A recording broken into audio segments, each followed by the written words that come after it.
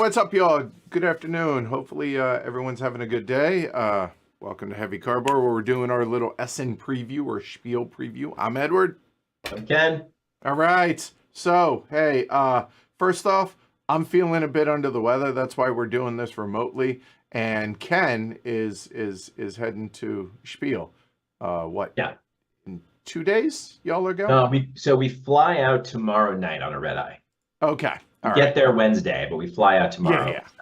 Gotcha. Yeah, which is the flight I would always take, which is, the red eye, stay up all day on Wednesday, act like I'm going to sleep on the plane, never sleep on a plane. And then gonna stay up all try. day. Gonna do my best to sleep on the plane. We'll see how that goes. They say you're not supposed to drink. Right. Bottles of wine, dude. Bottles of wine on the flight helps me sleep a little bit. and then But stay even up if I all day. somehow manage to sleep gate to gate, it's a maximum of 7 hours, right? So like that's the That's best case scenario is 7 hours of sleep. There's no way that's happening. So zero chance. yeah. If I But yeah, get 3 or 4, I'll feel like I won. So yeah. Oh, totally. I agree. And then you stay up all day on Wednesday, go to sleep at a normal time, and boom, you're ready to rock and roll from there on. yeah, At least that's the plan. that's my experience. Yeah, So so yeah. so we're obviously coming in a week early. Because if you're gonna go to Europe, go to Europe. That's the idea. So we're Shrey and I are flying into the Netherlands on Wednesday, kicking around the Netherlands for a few days, down to Belgium. We'll be in Brussels, and Derek is going to join us there. And then a day in Luxembourg, and then on over to Essen. For those that don't know, Essen is pretty far west in Germany, and so it's actually like it's probably closer to Amsterdam as the crow flies than it is to Berlin. So, it's all this stuff is as close as we can get to the show. So Right. And then how many days are you actually going to Spiel? all of them. I mean, Thursday, Friday, Saturday, Sunday. Yeah. So if you're not working the show, that feels excessive. Yeah, it might be. I mean, and we're gonna find out, right? Like, I think it's not the first time for Derek, but it's the first time for Shrey and I. Right. And Derek has got I think he's got some board game geek responsibilities. He's helping out with BGG stuff. So Yep. he's actually gonna be there on Wednesday. Right. Which is, in my opinion, the best day of Spiel. You I don't can't think see it. Yeah, I don't think Shrey and I will be able to go in on that day, but we're arriving on Wednesday pretty early, so we can go in and help with setup stuff. It's And then everything's super chill. Booths are getting set up, and it's just seeing old friends, and you can just kind of cut up and talk shop and just, hey, whatever, and everything's super chill. Yeah. And it's always fun to see the behind the scenes stuff. Here is my suggestion. Okay. Derek, I'm sure, has you well in hand, but for Saturday, Yep. plan it wherever you start on Saturday, plan on staying for most of Saturday. Same hall. Not just same hall. It's insanely busy on Saturday. Okay. And so what I would do is I would try to schedule 2 long demos for Saturday. Gotcha. Like a 4-hour game, Yeah. whatever you think that might be for the first one, take a break, and then like an hour later, a second one. The reason is just trying to get around the halls on Saturday is futile. It can be done. It's just a pain in the butt. That's all. Right. Yeah. So we'll see. Again, total rookie. And honestly, I'm just there to soak it in more than anything else. Like, I'm curious to see what it's like. So. Well, good. And I know you guys are picking up a bunch of games for Lobster Trap. Helping out Derek. I think it's unclear how many we're actually going to be traveling back. I mean, I think some for sure. We're going to ship some, and figure all that out. So. All right. And the other recommendation I would have is there was pre-pandemic, because I haven't been post-pandemic. There was a pork sandwich that they grill it outside. It's kind of in between 3 different halls. There's this like outside like little courtyard area. It looks like there's a sort of a food truckish area. That maybe there used to be one food truck, which was these pork sandwiches, which are fantastic. Cannot recommend them enough. So yeah, I've got the app, and I was looking at that stuff. It looks like there's falafel and kebab, and I mean pretty much any kind of street food you can imagine. Awesome. Yeah, should be a good time. And should be great. People in chat are saying this year is going to be incredibly insane because the 3rd of October is the national holiday. So the crowds from Thursday might actually, it might be Saturday 4 days. So if so, Godspeed. Yeah.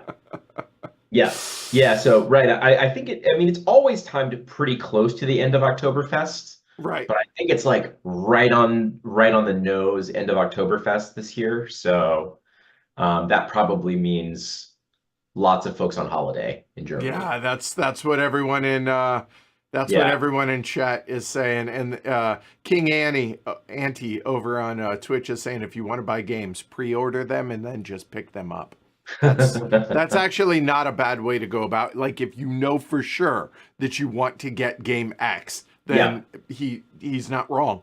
The Lobster Trap folks have done that actually with quite a few of them. Like the games like SETI that are like super buzz are pre-ordered and we're just picking them up. So cool. Well, that makes life really easy then. It does. That's good. All right. Well, enough travel talk. Unless is there like anything in particular that you're excited to see like on the trip the week before? I mean, the thing that I'm most excited to see, and I having now like looked at some travel videos and stuff, I think it's gonna be fun. So the reason we're going to Luxembourg is because it turns out that my last name is Luxembourgish. So it actually it's from Luxembourg. And so I guess, at some point German-speaking people immigrated from there to the US, right? So my dad is super excited about it. He's never been, and gonna get to go check that out. And Luxembourg turned out to be like, as you expect with all these like small European countries, fascinating and kind of weird, right? Like it's an old walled fort. It's like a mountain fort, right? Yeah. So like there's a high city and a low city, lots of crazy views. That's probably the day I'm most excited about for our pre-Essen. I dig that. Going back to where your family's from. Yeah, that's exciting. That's really cool.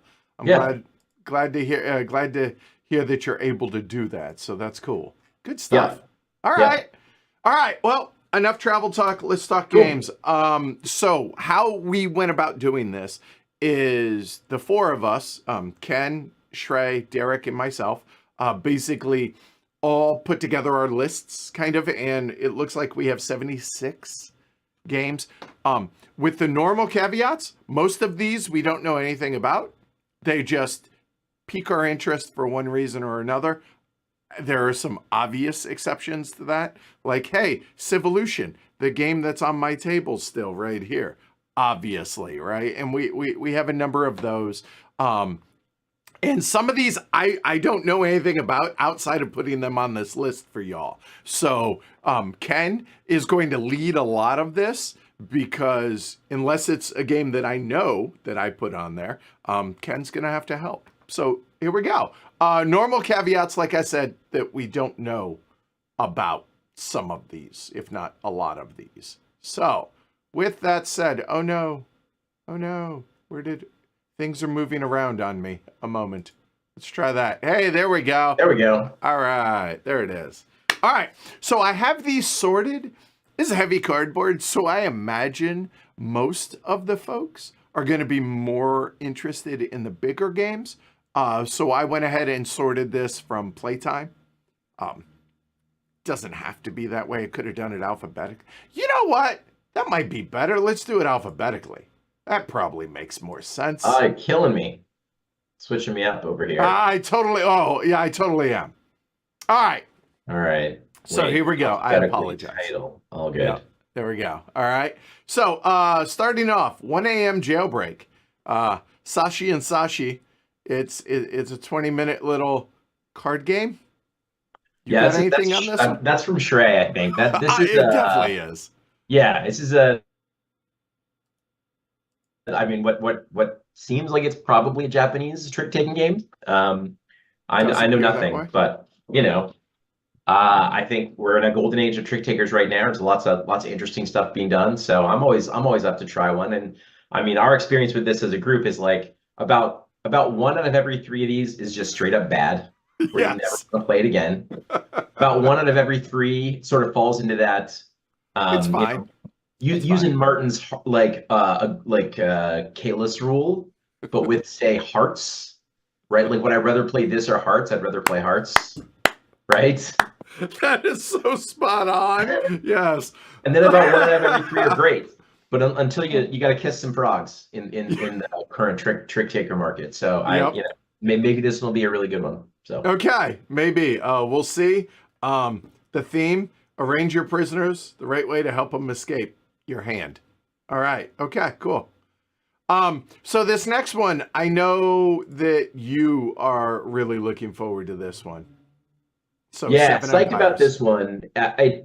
It's unclear whether a demo is actually going to be available for this one based on what we can see in the preview, but I hope so. I mean, clearly they must have a playable prototype because they've got art and stuff. So, Sure. um, it's Mattgz, and it is an iteration of Imperial. No Rondell, right? And Right. I think maybe it seems like a simplified monetary system. Okay. I don't it doesn't I mean from what I can tell anyway, it doesn't seem to be, I mean you had to spend money to buy stocks in Imperial, right? And it doesn't Correct. seem like Yeah. this like you're still getting influence in the various countries, but it doesn't seem like you're auctioning them quite in the same way. So I like Imperial. I know you're not a fan. I want to like Imperial. Does that matter? It's really weird that you don't like it, to be I honest. know. It seems like it ticks all your boxes. I know. So does and again, I like Trois. The seventh time I went back to it, I eventually got around to not hating it. So maybe that would be the same here for Imperial / Seven Empires. But yeah, no, I try and like it. I periodically go back to it and try it, and nope, still just doesn't stick. So This I'm one's curious. also, it seems like it's got some cube railsy stuff to it. Like, let's say you have stock in France and somebody else has stock in France. Mhm. There's some shared incentive stuff, but also like if they take a France turn before you, you can't take a France turn that round. So there's some sort of like, I think there's some strategic play around who does actions with which power when. So I don't know. It seems cool. Yeah, I'm excited. All right. Well, so that's happening from PD Verlag, which is Matt Gertz and company there. So you'll be able to meet Mac probably. He'll probably be there, is my guess. Yeah, I'm excited for you to be able to meet a lot of the designers as well while you're over there. So Yeah, that'll be should cool. be cool. All right, next up, Ada's Dream. Alicat Games. We're going to be getting a copy of this. So rondelles and dice. I mean, what's not to like, right? Yeah, and cool, cool theme. It's Ada Lovelace inventing the first computer. We talked about this one, I think, during the Gen Con preview. During the Gen Con preview as well. Yeah, it just looks like a heavy Euro game with a cool theme. Hard to tell. I mean, actually, I guess if I no rules yet. Doesn't look like. Nope, not up there. Nope. But yeah, it looks like fun, interesting rondel based heavy Euro. So cool. Yeah. Looking forward to that from Alicat. They usually have some interesting stuff, even if I don't like everything. It's usually worth at least checking out for me. Yeah. Next up, we have from Neon Comet Games their trio, I guess, of Age of Steam maps. Duh. I mean, yeah, obviously. So Sure. they are going to be sending copies to us, so we will be getting those. So we'll be streaming those. Oita Hot Spring Town, I believe, is one of them. The 23 wards of Tokyo. So I'm going to just assume that these are heroes designs. Lost City of Dworka. Yeah, Lost City of Dworka. Probably not a historically accurate seems to map. involve an elephant. I mean, I'm in, right? So yeah. So I assume these are heroes, or at least she had a big hand in those. So yeah, those are no-brainers. Looking forward to those. Don't need to beat on that too much. Next up, Amazonia Park. All right, so I want to stop you before we get too far here because Did I miss There's one? a game. There's a game that is not on the list. It's one of the ones I'm most excited about. It's Eterna, AE, and maybe Oh, it's just falling into a weird spot because we're alpha. interesting. Because it's like an AE combined character. Yeah. Hold on. Let me make sure Yeah, that AE, how do you spell it? It's AE. AETERNA. Nope, I just blew it. I missed it. Oh, That's on me. 100% apologies. So let's fix this. Let's try this again. Hold on. By title. You'd think I would be an expert at this. By the way, I see Joshua is, oh, okay. Joshua's in chat. He runs Neon Comet. So he says, Oita is Hero's design. Tokyo is Shino's design, and Dwarka is Joshua's design. So there we go. All right. Cool. All right. Hey, look. there it is. Eterna is right there. So we talked about this in the Gen Con preview as well. Yes. Very little available about it so far, other than a beautiful cover and a board that looks busy and interesting. Yep. Cool theme, Martin Wallace, which, like, do I love all of Martin Wallace's games equally? No. But boy, when he hits, he hits. Yes. Right. And this one's available for demo. So this is one of the ones I think I probably most want to try while I'm there. Okay, cool. I'm excited to hear about it when you all get back. And look, it has nothing to do with the theme. Just looking at that picture, it immediately screams viticulture to me for some reason. I have no idea. Oh, interesting. Yeah, like maybe it's I think it's maybe a color palette thing. I think that might be it. I think that's probably, obviously, apples and giraffes. I get it. Yes. But yeah. I mean, if it turns out you have to like place workers by season, maybe it won't, who knows. All right. So Eterna, good call. Yeah. I apologize. Yeah, all right. The Age of Steam stuff. Yeah. Amazonia Park. Now, I noticed that Derek has a number of Kenia games on his list. And Kenia kind of hits like the Trick Takers, kind of like what you described earlier about 1 and 3. Yeah. Yeah, but I mean, he's got he's a volume shooter. What, over 1,000? I think at this point, maybe over 800. It's a lot. He fills up the box score, not always with a high percentage, but he. Yeah. I usage rate. We'll see. You got anything on this one? I mean, I didn't have it on my list. It doesn't look like my particular jam. Tile laying, I mean, nah, not really. Not my thing. Could it be really fun? So it could be. Yeah. Right. So anyway, one worth at least. I like Carcassonne. Right? Yeah. So it sounds like with Lobster Trap in particular, they want to make sure they have some like not heavy stuff. Mm-hmm.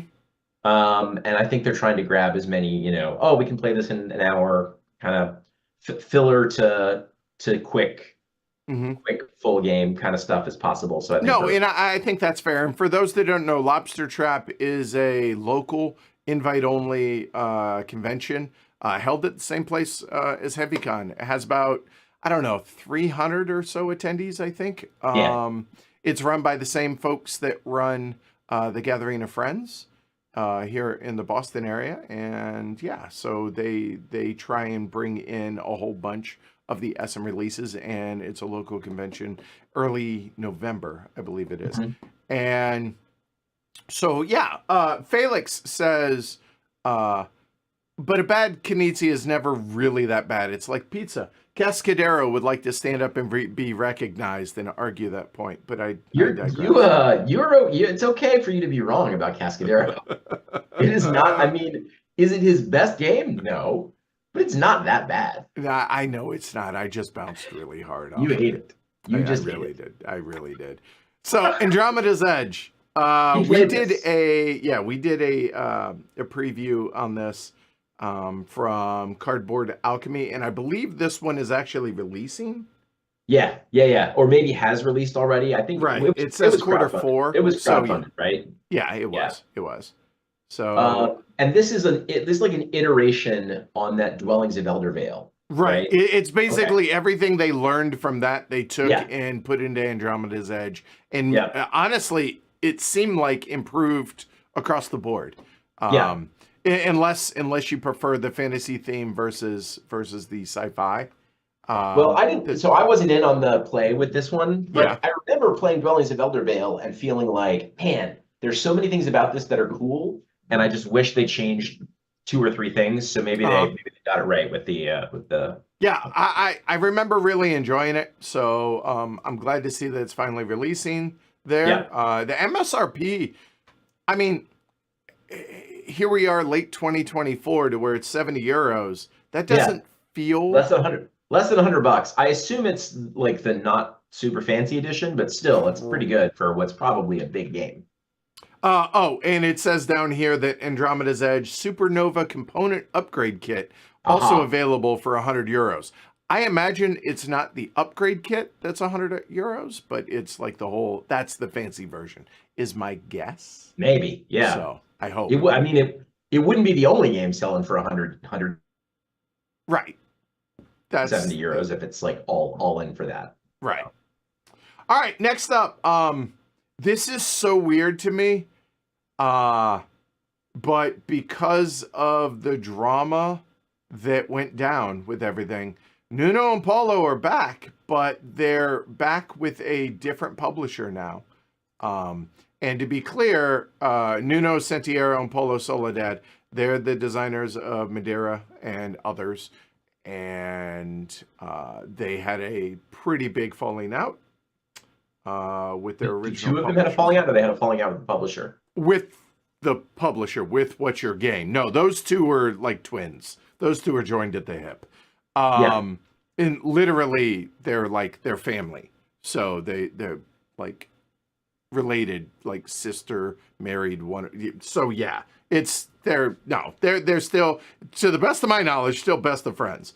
Anyway, the point is, Asian Tigers, A Story of Prosperity, is coming out from Pythagoras. I know nothing about who Pythagoras is. Okay, they're a Portuguese publisher. Makes sense since the fellows are Portuguese. Looking forward to checking this out. I know nothing about it though. Do you? Nope. I mean, not like as you can see a ton of images. Right. But it looks like it's a sort of shared incentives game where you're trying to work to improve 4 different Asian economies. And it's an economic game. So it looked interesting. So it does. I like the theme a lot. So I do as well. Not to mention, like, I'm looking at this picture and that screams spreadsheet to me, and only people like us would get excited about that. That's right.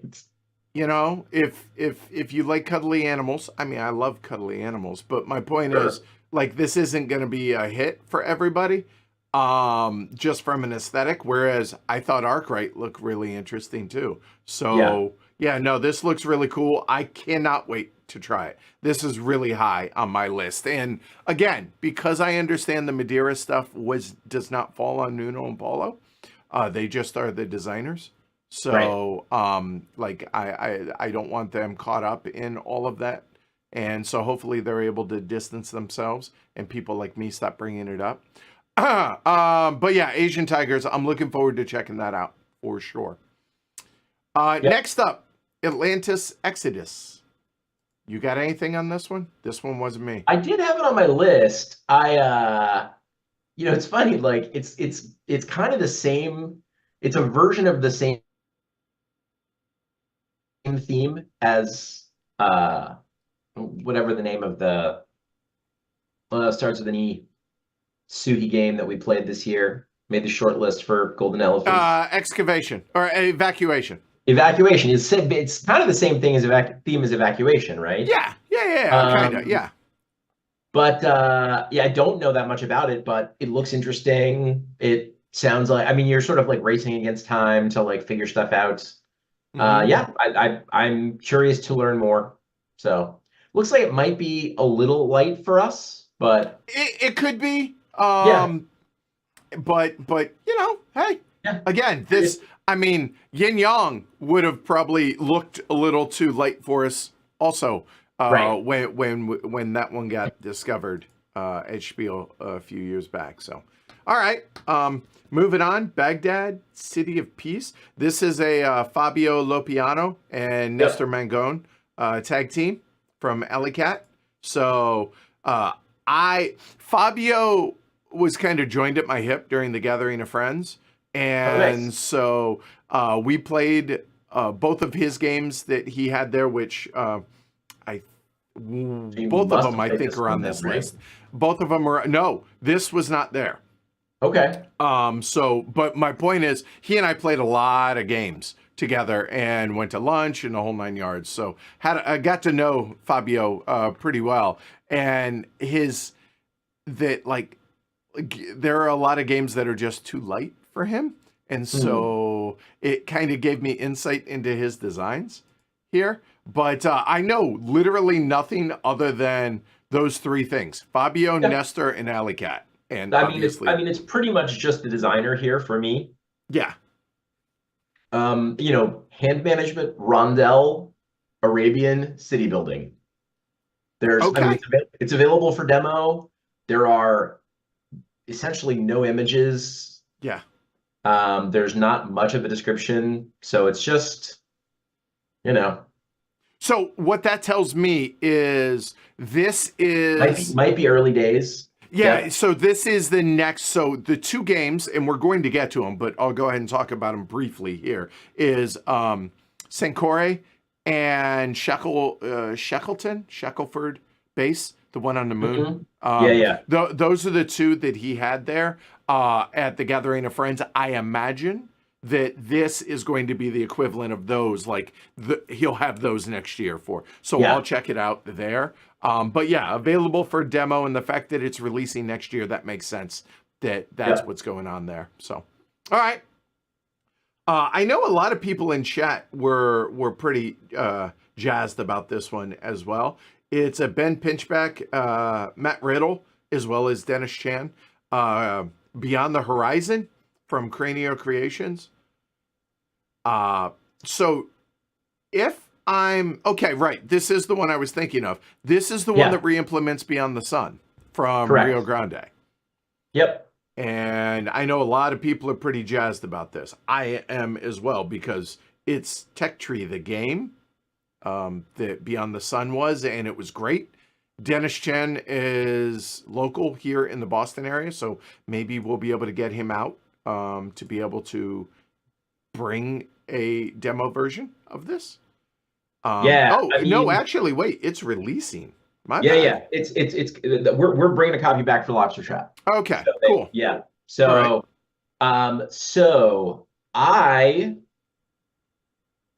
Beyond the Sun was kind of a miss for me. Really? I felt like it was 60% of a great game. The Tech Tree stuff was awesome, and then all the stuff with the on the board play totally fell flat for me. Okay. And this seems to totally change the way the board works. Okay. Right? Like you're building out a board. I mean, that's how it looks right here, that picture. Right, exactly. Yep. And so I think what that means is that this might solve that problem for me. Right. Okay. The weak part of the game that you saw. The Tech Tree stuff was great to begin with. That was super fun. But the other stuff wasn't so great. And you know, if the implementation of that is good, then I'll be very excited, because I'm happy to play Beyond the Sun when other people want to play it, because I like the Tech Tree part, but like it's never going to be a top game for me because I don't love the other stuff. So yeah, this looks really, really good. Yeah, it looks cool. I'm really excited to see how this turns out. Yeah. Looking forward to giving it a try. For sure. Yeah. All right. Here we'll throw a few out there. But Black Forest, this is the re-implementation of Glass Road, right? Yeah, that's it. Yeah. We're going to be doing to the best of my knowledge, we are going to be working with Capstone on this one.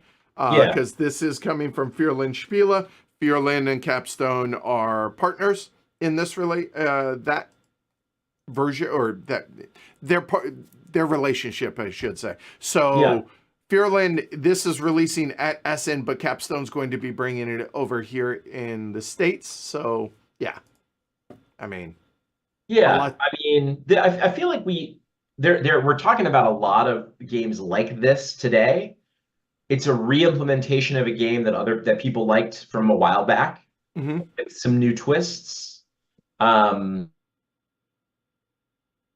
I think I guess we're in a space in board gaming where like we've been in a golden age long enough that revisiting the old hits and giving them a new lick of paint is worthwhile. And I will say, it looks like more standard Uwe artwork on the inside of the box, but one of the things that draws me to this one is that it has just an absolutely killer box art. It really does. So this picture is funny. Like I have a picture at the house, like a huge panoramic photograph that's similar to that, but an actual photograph. Yeah, I think it's beautiful.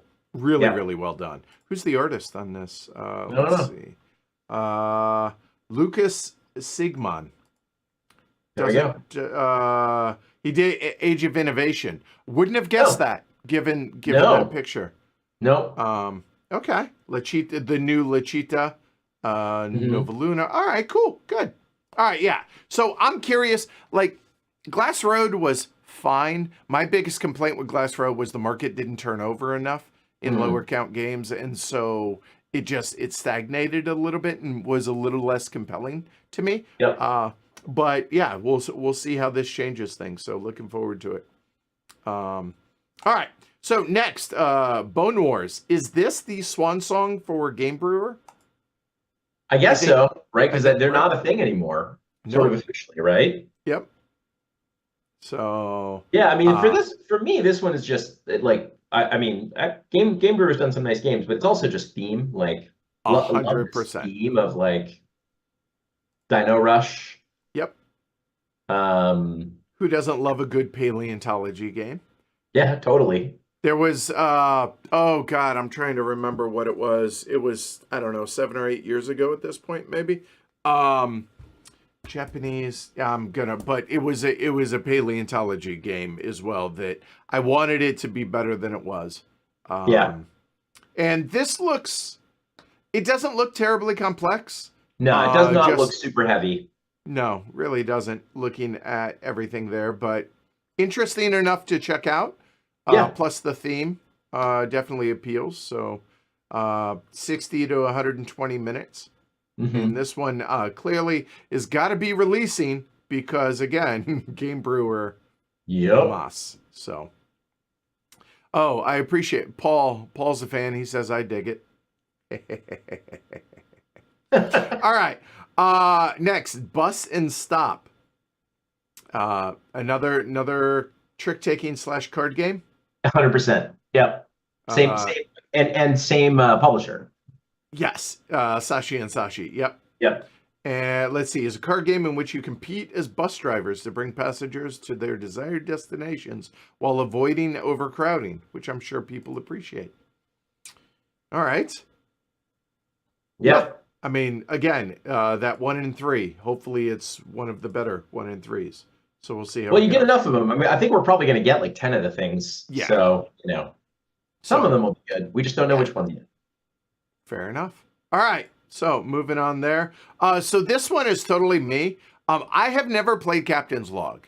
I had not heard of Captain's Log. I've never heard of it. All right. So let's start with Captain's Log, shall we? Sure. So Captain's Log apparently came out a couple years ago.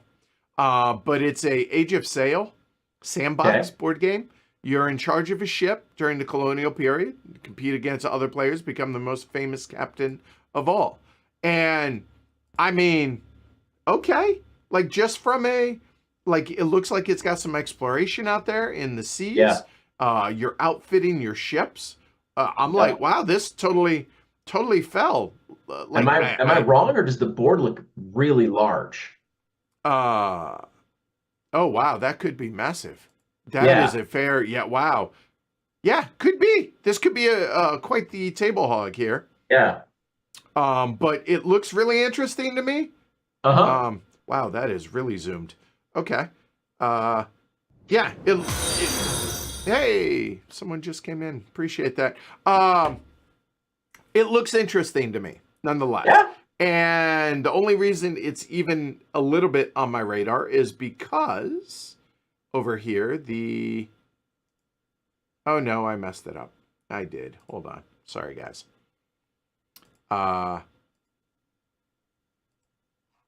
Thankfully, I didn't screw it up too bad. Where are we? Right there. The Captain's Log Myths and Legends. So it's an expansion coming out. So, yeah. All right. Looks modular. Yeah, it looked kind of cool. So, I mean, yeah, I never know with sandbox kind of games. Like, I think the risk is like that it's not actually a game. You like do stuff, but it's not really a game. That's fair. But if it's good, I'd be very interested. It's a cool theme. Yeah, and I don't have anything like this.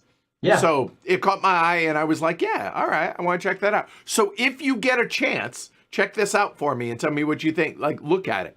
All right. All right. PIF I'm adding Games. it to my interested list. Thank you. I appreciate you. Forget. All right. Well, I appreciate that. Flare Blue says, hi, I'm enjoying listening while also doing something else. Then found I hadn't followed yet over on Twitch. So, hey, I appreciate that. Thank you. Good reminder to others. While we're here, y'all, like and subscribe and follow, depending on which platform you're on. Really does help the channel. Appreciate it. You can also, you see that down there in the, too far. There we go. Way down in the bottom right-hand corner, patreon.com/HDHQ. Yeah. Hey, is there a certain box of delights is in chat as well? Hey, how you doing today? Civolution. We don't need to do much here because we just did. By the way, let me just say, I had no idea that was a 90-minute teach. Did I just hit a time warp and talked in slow-mo? No, I thought it took an hour. In 90 minutes. Oh my God. I'm so sorry, y'all. But you know what? I hit on everything. So, I mean, there's 20, 22 different actions? There's a lot. Not counting the actions where you just get a feature? Right. Yeah. I mean, it is what it is. I assumed it was going to be a really long teach, and it was. I just feel bad because when Matthias teaches it, he can teach it in 45 minutes. But the thing is, he can teach it, but then answer questions while he's GMing it. And while I wanted it to be thorough on the front end. Which it was. It's one of those games where, like, I think in a, we're all sitting down together at a game night or a convention, you can get by with saying, like, I'm going to give you the basics and then let's dig into roll. Stuff as it comes up. Yeah. But that's not the purpose of your video.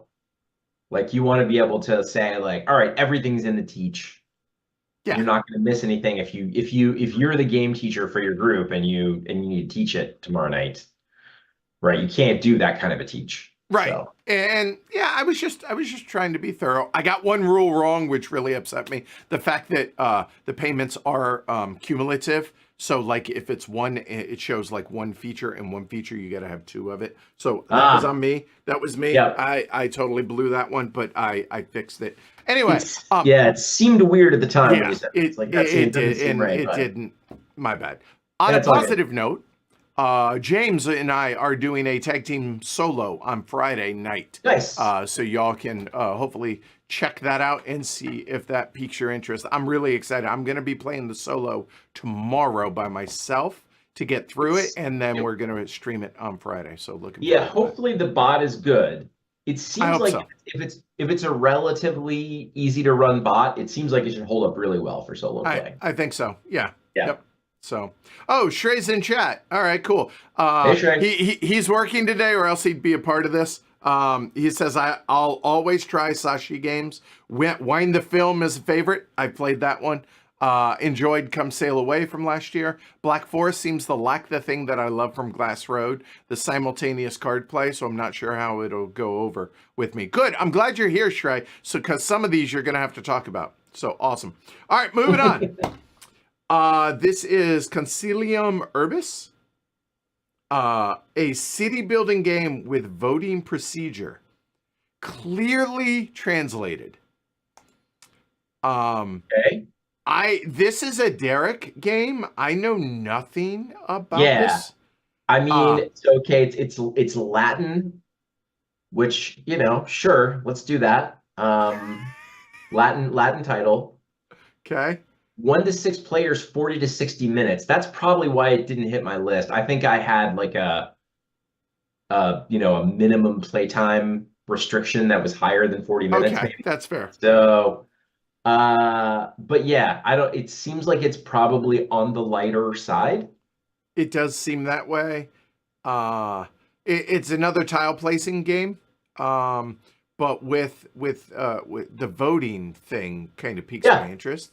So, I mean, I think if it does voting in a true way, then it's gonna have player interaction, which I like, right? Yeah, so I think maybe it'd be good.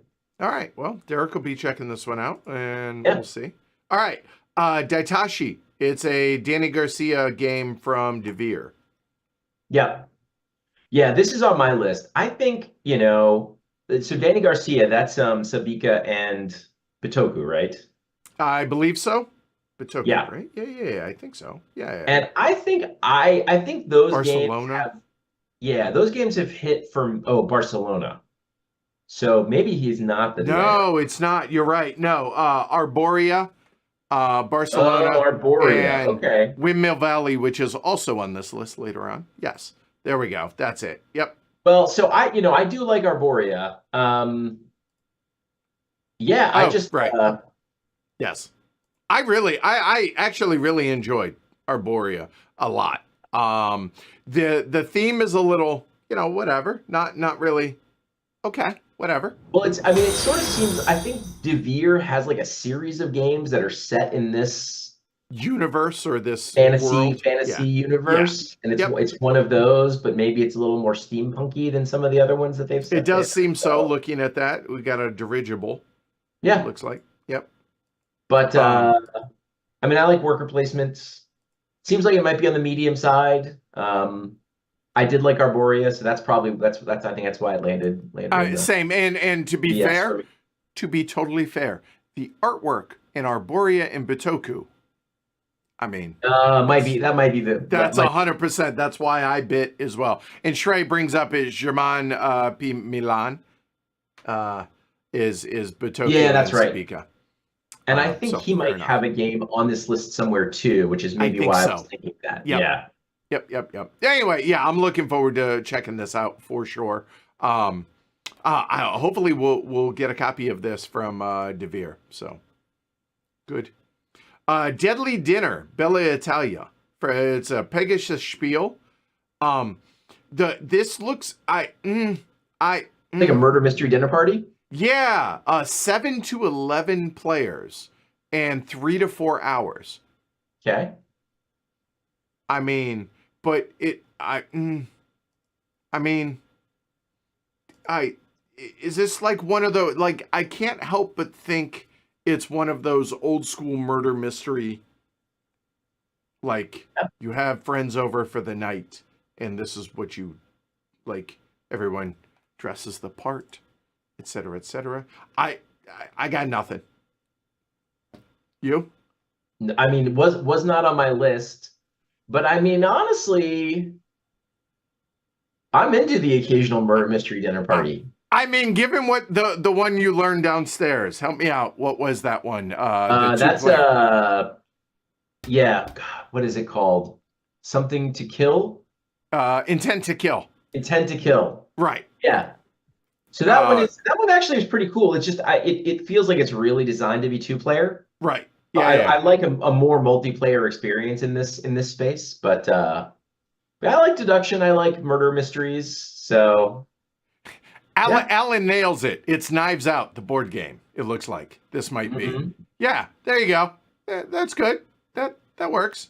So I mean, I don't know if I would want to play it every week, but I would definitely play it. I would give it a try for sure. Yeah. So from Ion Game Design, Dino Dynasty. This is Yoon designed this one, Yoon Monker. This looks cute, a little small, little cute game that I'll be honest, just a little tile laying game, but I know nothing about it. Which is rare considering it's Ion, but no, I got nothing on this one. Yeah, it wasn't on my list either, but sure. I mean, but dinos, I mean, and 30 to 60 minute time frame. Let's see. Players represent dinosaur species from the Cretaceous period that compete in various aspects of survival. What aspects are important vary from game to game. It's a scenario-based game. I give it a try. Cool. Sure. All right. Next up, Doggerland. We talked about this one on the Gen Con review, right? I know very little, but I love the sort of like early human, like prehistoric human sort of civ theme. And it looks complex. It looks, interactive. The artwork isn't really my jam, but no. I'm willing to like the game itself looks interesting. So I was interested in it then. I'm interested in it now. And apparently it is releasing, correct? Or has released. It looks like September. So. But the playtime on this. Definitely want to check it out there and see what we think. Agreed. The playtime is deceptively short, right? Like it looks like a bigger game. Playtime. Yeah, exactly. So I don't know that games that look more complex than they are with the short playtime could be a bit of a who knows, hit or miss there. Definitely one I will want to like see or play before I know more, but I like the idea behind it, whether I like the game or not. So. Agreed. So this next one, DOS, Dynamic Object Solutions. So this one, it's got three things going for it. If you like Pompero, this appears to be, it's Julian Pombo, designer of Pompero. It's got InnoTools artwork, and it's coming from Ape Games. So I totally am down to check this out. It looks like a shorter playtime, 60 to 120 minutes. It's a robot factory game, which, okay, whatever. But it's a worker placement, and it's a Julian design, so I want to check it out. Yeah, it seems like this is like early days. Because the release is 2026. Doesn't really look like Ian artwork yet, so that's probably just a placeholder for what will eventually be a very different looking game. So agreed. So anyway, definitely want to check that out.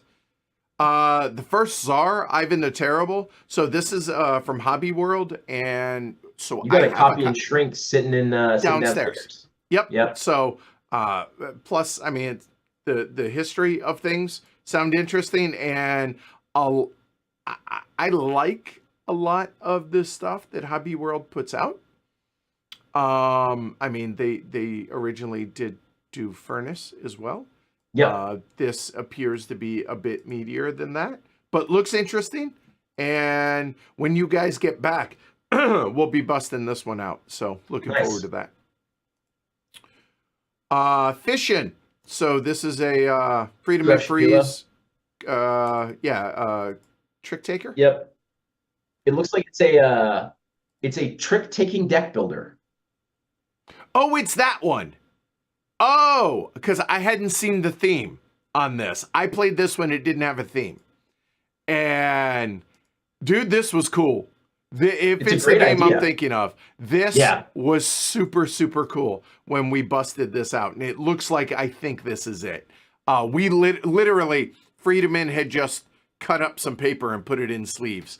and we had played this at the Gathering of Friends 2 years ago, I think, and it's finally coming out. And this is wicked clever. Yeah. And I am really excited to be playing this one. I think folks are going to be loving this. In a universe where we talked about a game maybe costing 170 euros, sale price of 12 euros, also appealing. I think there's probably a lot of game for that price. So yeah, and this is a absolute no-brainer for us. Yeah. Obviously, I mean, I want you to pick it up so we get it quicker, but we're going to be getting it from Rio Grande, so looking forward to that. And Shrey says yes. Yeah, Shrey we're coming back with at least one copy. So all right. And Shrey says, yep, this is the one that I'm thinking of. So okay. And this is one where, like, if it plays in a certain way, I might buy my own copy, because this is a game I can actually see playing with my family. My wife, I don't know, we've talked really about on stream and stuff about this, not a big hobby gamer, but she plays trick-taking games. Oh, this is a clever game. So I think folks are going to be cat really in the smart. box at home. That's all good, right? Okay. The crew, cat in the box, that level she's good with. So I think this one, might be a good one for us for the fam. So cool. Cove says, wait, are you telling me I'm seeing publishers beg for thumbs on this list for months on end just for you to do it alphabetically? Yeah. I just realized I never even saw the thumbs over here on the left-hand side. That's funny. But here's the thing. Like, if we did it that way, like, are you telling me you would ever look at, like, maybe a game like DOS or something like that with less? So no, this is totally the way to do it. Anyway, Fixer from Jelly Games. This is another Shrey game. Shrey? Yep, Shrey, you're here. We'll circle back on that for the discussion, because he'll furiously type in chat talking about it. Look at this though. With the, I mean, it's a sort of ominous box art. I kind of like that. I very much like this, and that looks good looking game. Yep. All right, we'll circle back now that we've seen the artwork and everything for it. All right, let's keep going here. Galactic Renaissance is up now. We both have played Renaissance. This. Yeah. Yeah, this game is. I mean, so I'm predisposed to like it. Inish is a top 10 game for me. I love that game. And this game is, same designer, not that similar to Inish, except that it does have some of the same, like, King of the Hill kind of, like, working to stop this one player from winning so that then next turn we have to stop this other player from winning, kind of a thing. Yeah. But cool mechanisms. And I would like to, we got to stream it eventually. I want to get some more plays into this game. We totally will when you get back. That is a for sure thing happening, coming out from Mattgz. Shrey says, my notes for Fixer is it's a must follow, has suit hierarchy for offsuit, but it's a trick taking game where tricks are head to head to win the other player's cards for points. You're competing with one another, with one other person in different tricks. So, yeah. All right. Okay. Sounds interesting. Sounds like a pretty hard twist on standard trick taking. So agreed. Galileo. Yeah. Galileo. Yes. Who was this? You? I did have it on. Yeah. I mean, this looks good. No, this one I missed on this. Like, I didn't even see it. Oh, interesting box shape. Oh, no, that's a square. Never mind. That's the top and bottom. Yeah. Okay. I was like, wait. Okay, that's cool. So I think the thing that gives me pause is that it's listed with a weight of 2.0. Okay. But I mean, it looks very interesting in other ways, right? Like, it looks like it really does. Some dice placement stuff. It's got, a cool theme. So I don't know. I mean, I want to check it out. I mean, it looks, I get that it might be a little basic. And I don't mean basic in a detrimental, or derogatory way. But yeah, I really like the artwork, the way they use the telescope or sextant whichever. Oh, and it actually moves there, it looks like, depending on... Yeah, I think that's clever. I think it looks good. I'd give it a try for sure. Yeah, so the question mark is it too late for us? Yeah. But if it's not, it could be really cool. Great idea, great theme. So yep. Coming out from Pink Troubadour. Yeah, don't know the publisher or the designer. So all right. So Holy No More says it's definitely not a 2.0 complexity. It's heavier than 2.0, but still on the medium scale. And Alan chimes in on that. Okay. All right. Cool. All right. Good to know. Appreciate that, y'all. And I love that we're able to get that interact, because again, you don't know about all of these. The next one gonna be real quick. This is the gang. This is the predicting your hand in Texas Hold'em. Again, I haven't played it. Again, I'm either going to really love it or hate it. There's not going to be middle ground on this, because usually whenever there are chess variants or like Texas Hold'em variants, they just suck. As a general rule, usually. And so, but I want to try it because given my background. So well, I mean, the thing that makes me think most likely that you are not going to love it is that it's co-op. But see, normally you would think I would hate that, but I don't know.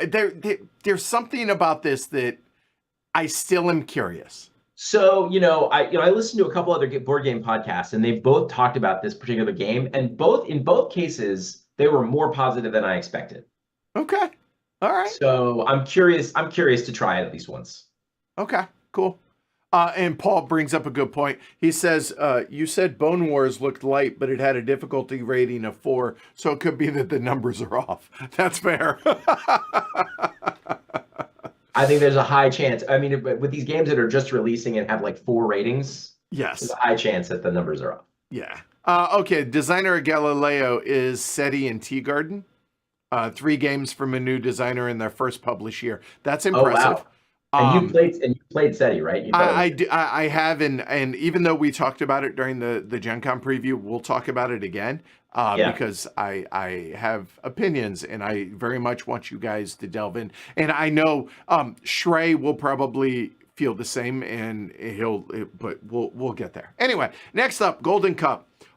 It's another from Cranio Creations. It's Simone Luciani and Gabrielle Bobola. I don't know. I know Simone. It looks very light. I'm not sure what is the theme on this? It's like fantasy sports, but not like, I don't mean like fantasy basketball. I mean like in a fantasy universe. Right. There's a sport. Yeah. Okay. We can move on. That's a Derek one. That I got nothing on that one. Yeah. Mare Nostrum. So History of the Ancient Seas. But not that Mare Nostrum. Right. And so, I mean, I don't know. It's got a 3 to 6 hour. God, no, it's way more than that. It's got a 3 to 12 hour playtime, right? Is that right now? Yeah. Yes. That is in fact right. That's how math works. Yes, this is a big one, obviously. Right. I mean, sign me up, dude. Yeah, and I mean, have you played that other one? Have you played the other Mare Nostrum? Yeah, it's fine. There are some really interesting ideas there, and I don't think it really comes together ultimately. So, this is another opportunity for maybe that same idea to be better. A little bit bigger, heavier. Yeah. I mean, on the one hand, like the board looks super, plain or basic, right? But it looks like a board for a hex and counter game. It really does, right? And it had those buildings on here. It appears like maybe it's a rondel action selection. Maybe, but there's a lot here that I'm awfully excited about. A huge game, in all caps there, about ancient civs in the Mediterranean. But yet the weight rating. Here's another one with a 2.5 weight rating. I mean, the game length alone means it's got to be at least 3.5, right? Yeah. Yeah. It looks interesting to me. I know nothing about it, but yeah. I know. So, curious whether it's like how fighty it is.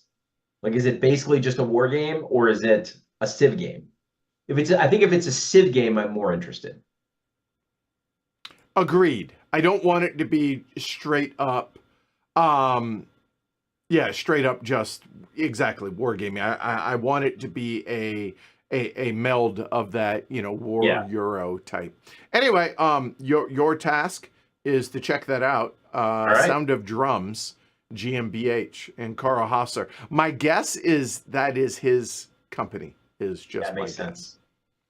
Jakob says it's the sort of game I'd buy on the spot. Of course it would, Jakob. Of course it would. So this next one, it probably gonna be lighter. It's a Vital Lacerda Ego Griffin game, House of Fado. Yeah. So it. My guess is it's another one of Vital's games that takes one mechanism and just boils it down.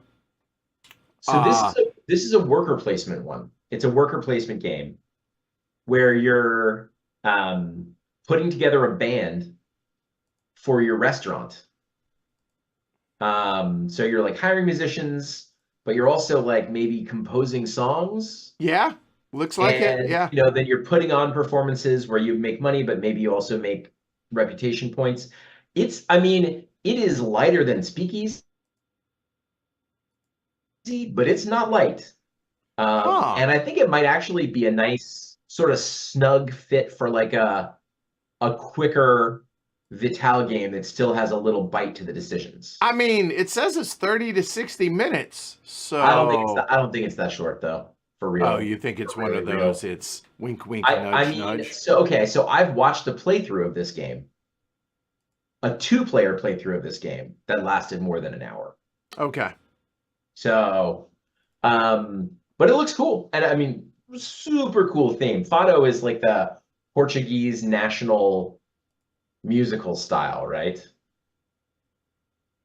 So right. It makes sense that Vital would be interested, and yeah, neat. All right. Well, Shadgo says, "Ooh, I demoed the House of Fado last year. It was nice." All right. Yeah. Well, there you go. Coming out mid-year next year. So, why I hadn't heard of this is my thinking is Randall thinks it's probably too late for us, but I don't think that's the case. So we'll see. But I think we should. Yeah, I think we should try. I absolutely think so. Yeah. So Randall being the CEO of Ego Griffin. So anyway, next up we got Inferno. This is either out. I just love the tagline: "Abandon hope, all ye who enter here." Yeah. So this is, it's in some ways a really weird idea for a theme, but it is themed literally on Inferno by Dante. I was gonna say Dante, right? Yeah. Okay. Yeah. And so you're like taking a trip through hell. Which, doo-dah. Yeah. Okay. Yeah. Which. I just think that looks awesome. I'm not gonna lie, it looks awesome. Never ever seen a theme like this before. I mean, you can see like it's got the 7 circles. Yep. Yeah. What a fascinating idea. No idea about anything other than just seems ambitious and weird, and definitely might be bad, but I want to try it. It sounds like exactly why Heavy Cardboard exists. Right. Honestly, like legitimately, yeah.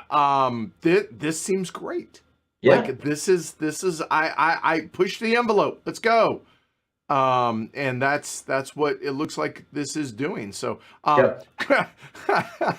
BGG cracks me up. Mechanism. Loans. We're traveling through hell and there's loans. Okay. All right.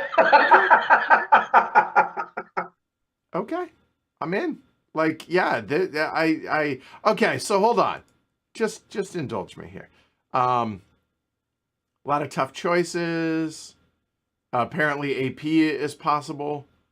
The game is a bit wonky. Wonky could be rough edges. I like my rough edges. That's good. Mm-hmm. Solid Euro with strong mechanisms, both strategic and tactical, requiring overarching strategy, also adapting in presented situations. That's so like cookie cutter of a sentence, but also means something. So okay. Sure. Different characters make a huge difference. Cerebus really affected what it meant to set someone up for a big move. Okay. Yeah. I mean, I just want to read this sentence. Florence phase. The player must choose between playing an action at a city location, which could include adopting a street urchin, building a new level of the family tower, or inviting home an illustrious character. Like, that just sounds weird. Yeah, in a great way. Yeah.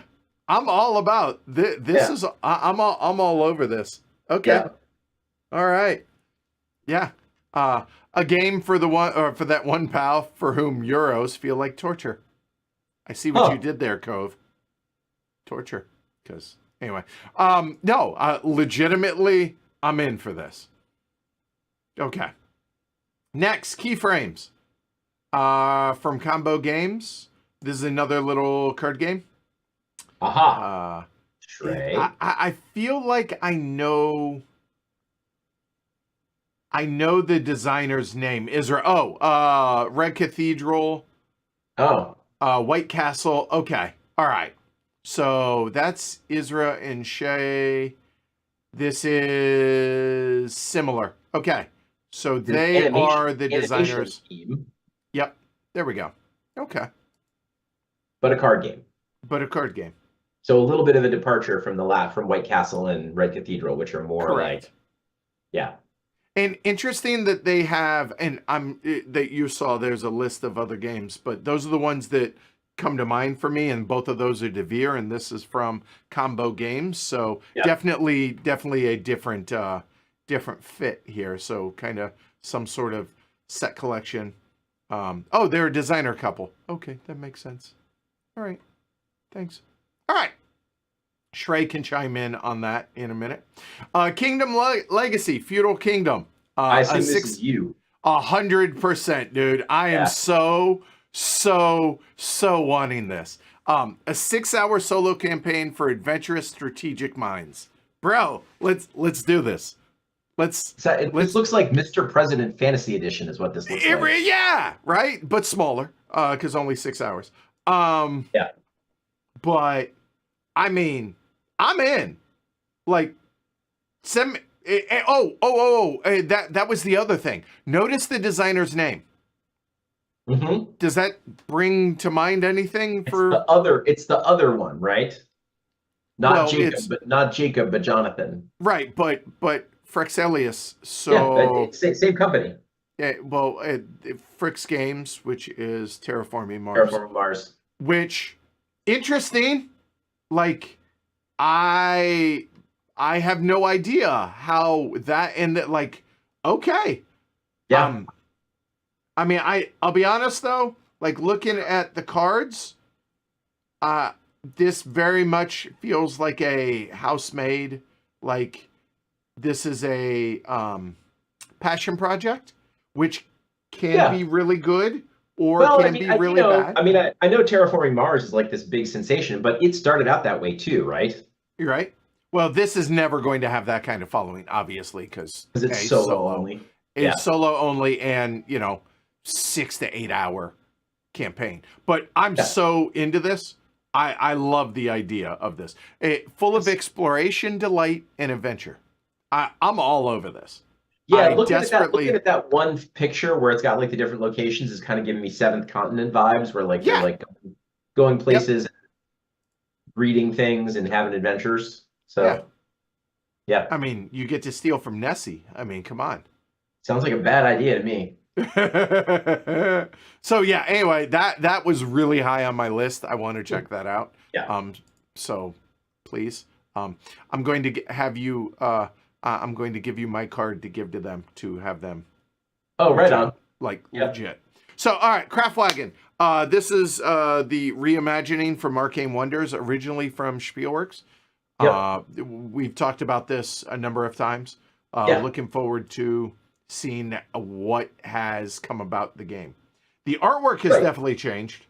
Artwork's changed. Sounds like they maybe cleaned up a couple of rules things too. So people seem to sort of feel like the first version was good but not great. So maybe this one is an improvement on that. That's exactly where that fell. Yep. Yeah. All right, moving on. Oh, hey, speaking of which, there's Bree. Hi, Bree. Need to send me a copy of Kraftwagen. Chronologic, Paris, 1920. Be the first to crack the case by interrogating suspects and deducing the culprit. Oops, I hit the wrong one. Hold on one second. It's Pegasus Spiel, so 1 to 4 players. Is it a co-op? It's a deduction, but it doesn't say that it is. It's from Super Meeple.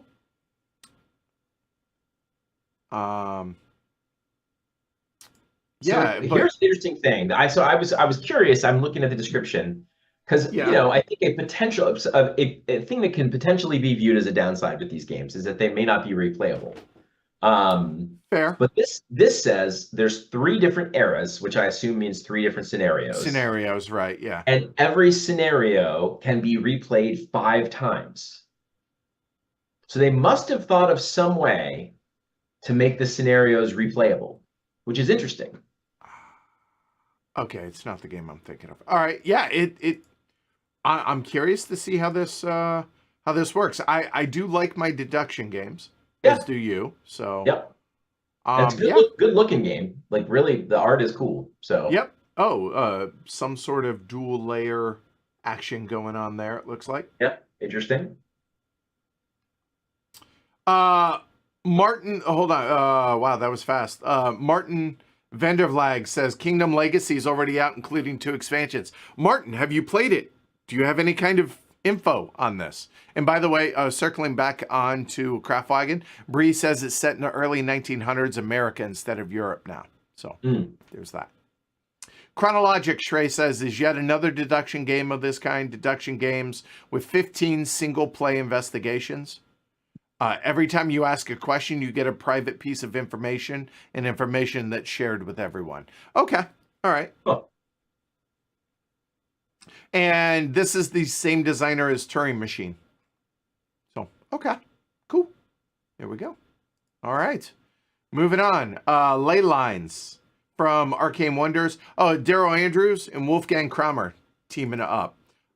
Interested to see? That's literally nothing on it.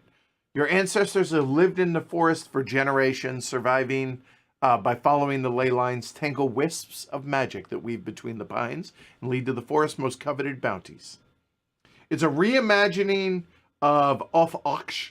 I'm probably butchering that there, by Wolfgang Kramer. Any idea? No, I've never played that one before. I haven't either. What year did it say? Go back. 1987. Okay. The theme seems to have changed a little. Yeah. Yeah.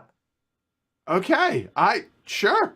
I mean, it's Daryl Andrews and Wolfgang Kramer. So yeah, I'm giving that. I'll give that a look for sure. Okay. Lords of Worlds. Is it Kiesling Kramer?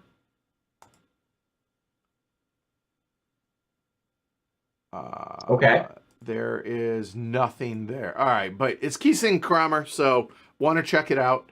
Roam the mall. Looking for terrain tiles. Roam the mall looking for terrain tiles and buy them to create your own world. All right, yeah. All right. Figure it out. This one is demo only. Same with ley lines. Yeah. All right. All right. Luthier, I feel like we've covered a bunch. Yeah. I mean, obviously, if you didn't watch the Gen Con preview, you didn't hear it. But this, I just super cool theme. The action selection mat, it's sort of worker placement-esque, but you're placing tiles with strength hidden.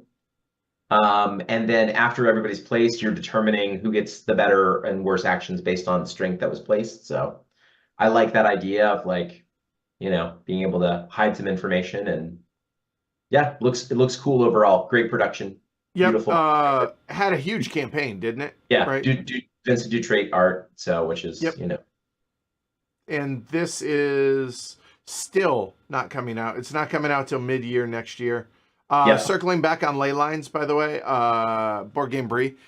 Bree says it's pick up and deliver now in a fantasy setting using auction system for acquiring new gold cards. So that is coming out in 2025. All right. Thank you. All right. War Machine, Manhattan Project. By the way, I have another, is it Energy Empire, I think? Another Manhattan Project that I have not gotten to. I wanted to stream the solo. I need to remember to do that. I wanted to bust that out at some point. But this is a 1 to 4 player. It looks like it's a standalone, not an expansion of any sort. So, of Manhattan Project. Looks like a small, like just a smaller game, because it's a 30-minute time frame, it said? Yeah, 30 to 60 minute. Mm-hmm. So, all right. Yeah, Space Hawk, for emphasis, his emphasis, Energy Empire is, in all caps, awesome. So, yeah, I need to bust that out. But anyway, this is a new game in that line that looking forward to checking out as well. So that's Manhattan Project. Now here's your Herman Milan game. There you go. This is Bitoku designer. Yeah. And the theme. And yeah. Ancient Egypt. Go for it. Ancient Egypt. Yep. Exactly. So, it's a sort of a heavy Euro Ancient Egypt theme. You're like making sarcophaguses and stuff. Building pyramids, building sphinxes. But yeah, I mean, I think I maybe in our group was the highest on Bitoku. I quite liked it. Other people did not love it. My issue, I remember when we first sat down for that game, and just the terminology, because it's set in this fantasy universe. Oh, totally. The terminology was just over the top brutal. There was no heuristics for the terminology. There's a million pieces in the box. Which, fine, whatever. I'll deal with that. It was just the terminology, but I enjoyed the game. Dan was teaching the game. And so, saying sentences like, well, when this troll becomes a butterfly, we're just like, what? Yep. So this one, with a historical theme, might have a little bit more to hang on to as you learn the game. So, I really like Bitoku, so I'm excited for this. This looks like a lot. I mean, an interesting designer. Yeah. Come back a couple of these right here, like the way the pyramids fit together into that looks really awesome. This though, where was it? It was this one. That's just a lot of different shapes. Many things are happening. I mean, you got the cardboard, the round cardboard counters, the rectangle. You have wooden stuff here, different wooden. There's a lot going on here. Yep. That is a lot. But if you are familiar with Bitoku, this should not surprise you. But yeah, looks interesting. The juice has got to be worth the squeeze. For big games like this that have a million components, right? The play has got to warrant it. Like, I mean, Civolution, Speakeasy come to mind, right? It's got to be worth it. Those, in my opinion, are, and I hope that this one is. Yeah, definitely want to try. Yep. It releases at Essen. Certainly looks interesting. It does. So, and not a crazy MSRP for what we were just seeing on that box. Yeah, So I mean, 60 euros. So yeah, not bad, yeah. honestly. Sarah of our group chimes in and says, I love Botoku in all its fiddliness. So, all right, moving on. Media What's that one? Atus. The Media Atus. I'm butchering that, I have no doubt. You are the head of a fiefdom, and its future is in your hands. This is a set collection. Again, this I'm not sure if this is Shrey. Oh, it's just Middle Ages. Oh. Oh, it in fact is. Yeah. Wow, that's way easier to say. Why are you being difficult? Why are you being difficult?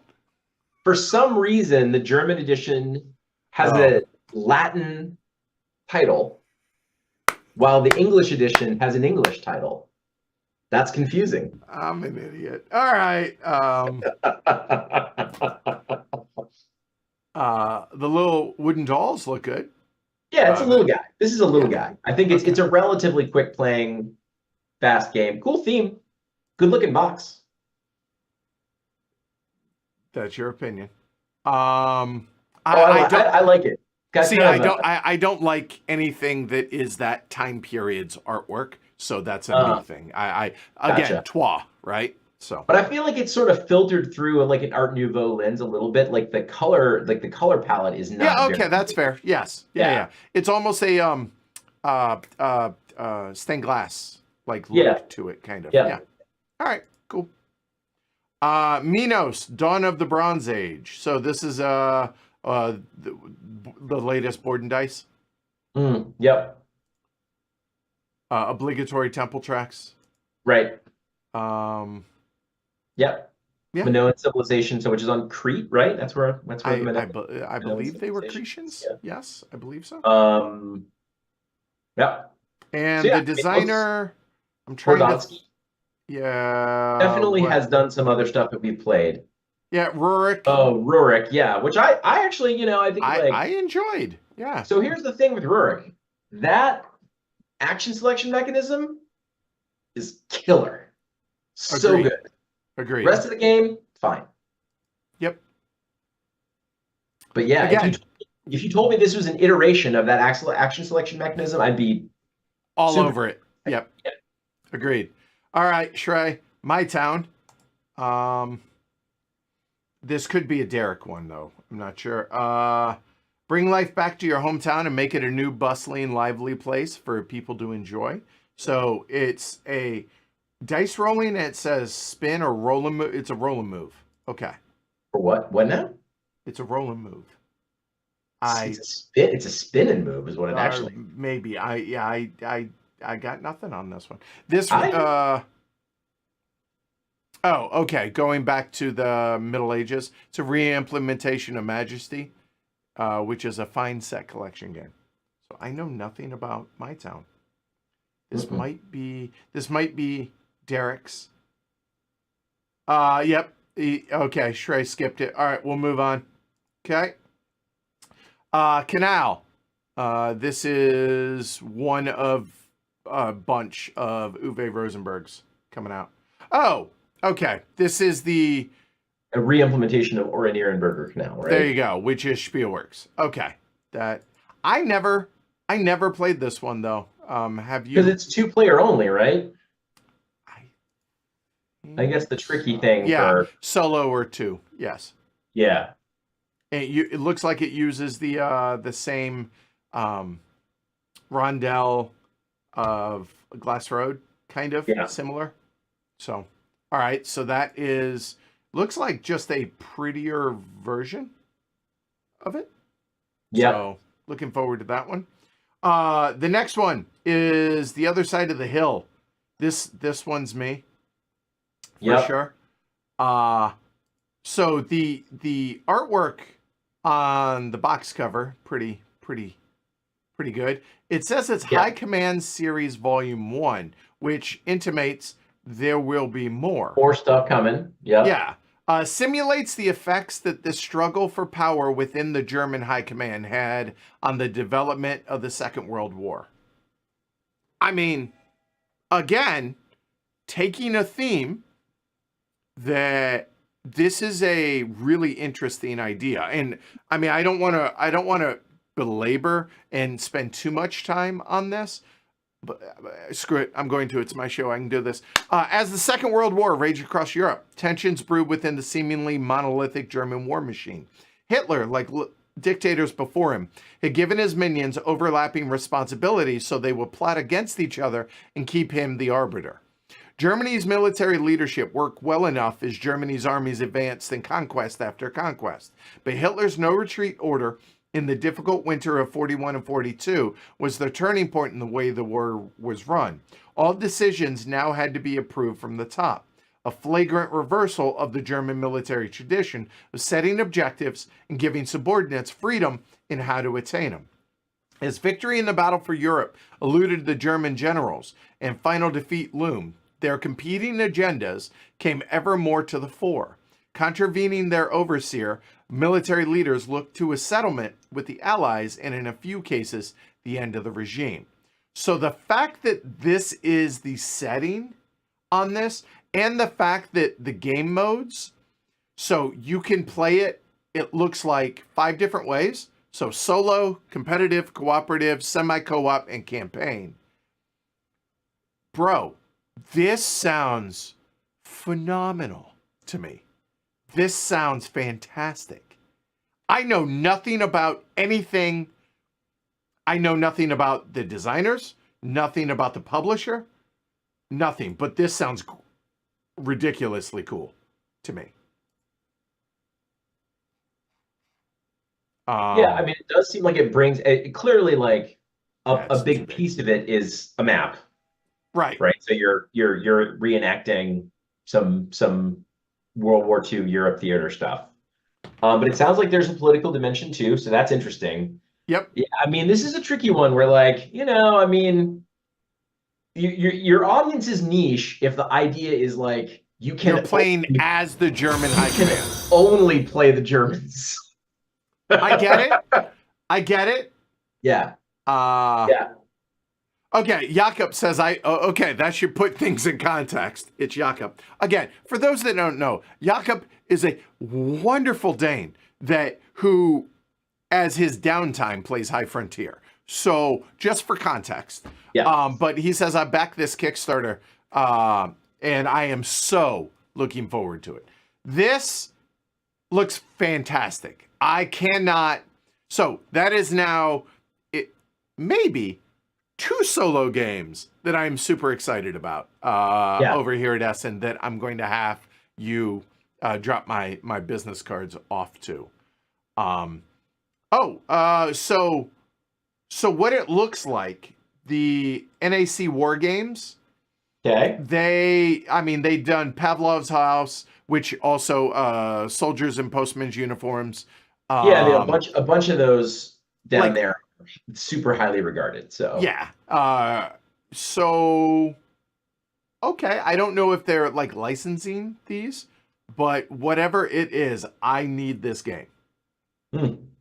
And Paul brings up a good point to a degree, that it's like playing the opposition in Votes for Women. Like, yes, but maybe a little bit further, because you are legitimately a Nazi in this game. Now, how does it tackle the final solution aspect of this, or does it ignore it? I don't know. Well, it sounds like it's covering the whole scope of the war. It does. And while yes, maybe the Holocaust was not, a primary military objective, I mean, it was definitely military officers who were carrying it out. Yeah. And Sun Temple Radio says you're probably in there somewhere. You're vying for the Army's resources. So basically it's resources is what you're trying to compete with. Now, I say it does look like there's a Black Orchestra dimension too. So like you can take part in the plot to assassinate Hitler. But yeah. I appreciate this. I'm excited. Like this has me pretty. Again, I'm okay with it taking edgy themes as long as it's done in the right ways. Right. And when it says best with 3, I'm showing this to people. It's 1 vote. So, Right. So anyway, I this is probably top 3 for me. Excited on that one. It releases at Essen. So yeah, please mark that one down for me. All right, moving on. Panda Spin. This is another trick-taking game. So, all right. That is a wild-looking cover. It is. It's a Carl Chuddick game, which glory to Rome. Oh, interesting. All right. So that is one happy and deviant looking panda. There. Yeah, that panda does not look like a good time. I don't think I would want to have a beer with him. No. Well, I bet you'd be fun at parties. Like, look at it depends on your definition of fun. The artwork. Oh, I have played this game. Okay. I have played. Okay. This is Mattgz. This is a Moongate design. It says. But Mattgz is also listed down there. Okay, gotcha. There you go. Yeah, I played this at the Gathering. This I got eviscerated. If you like, this is kind of a tissue. So I guess that's a climbing game, right? Climbing shedding. Yep. Yeah, it's very. If you like tissue, you may not like this because it's not tissue. However, if you like the idea of tissue, but maybe not, this is a really, really, really good. I really enjoyed this. I got smoked in my 2 times playing this, but it was a great time. But it was fun both times. 100%. Nice. And Shrey says, I tried Panda Spin at the Gathering. He says, it's not the kind of climbing and shedding game that I enjoy, but many people do. I'll try it again to verify it. So there we go. Yeah, I think people are really going to enjoy it. Cool. Next, so we have a power grid map that is set in space. Power grid, the moon. The moon. There or wherever. I don't know where it is. It might be like, I don't think Fowler will like this one because it's not a real map, but I'm in. It's power grid. No, that was my thinking as well. I mean, I don't know what the twists on the formula are, but I'm curious. So. Oh, you have to also purchase shelters, not just power plants, apparently. Okay. I mean, makes sense, and technologies. So it's power grid and more. Oh, this is okay. A power grid outpost. If you keep reading, outpost was one of the major inspirations for power grid. Now, outpost is an old school. Yeah. I played outpost. Yeah, outpost. Okay. Yeah, AKA math the game. Yes, 100%. Yeah. So it honors Outpost with this. Okay. All that does is make me want to try it more. So very cool. Yeah. Rajas of the Ganges. This is an expansion for it, I think, right? No. That was my assumption. No. Is this cards and cards? So it's a tile lane version. Like it's like a stripped down. So it's like same theme, but boiled down, quick playing. Yeah, that's what this. And it's from Inca and Marcus Brand, which are the designers of Rajas. Yeah. Okay, so a little 30-minute little tile lane game, it looks like. Competing for double-sided cards. Okay. Yeah. Cute. All right. I think that's a Shrey one, I think. Rebirth, I know a number of folks are looking forward to. I mean, based on the number of thumbs. Fancy a tile layer. Yep. So, looks pretty cool. It does. If you like Cascadero, you might also enjoy... I see you. I'll give it a try. We'll see. Next, Reef Project, another from Board and Dice. I don't know anything about this one. I don't either. Where are my temple tracks? All right. No, I mean, it's a Board and Dice game, so I'm going to, be down to take a look. Give it a try. Yeah. Yeah. So, yeah. Okay. And art is not particularly catching my eye, but that doesn't really mean anything.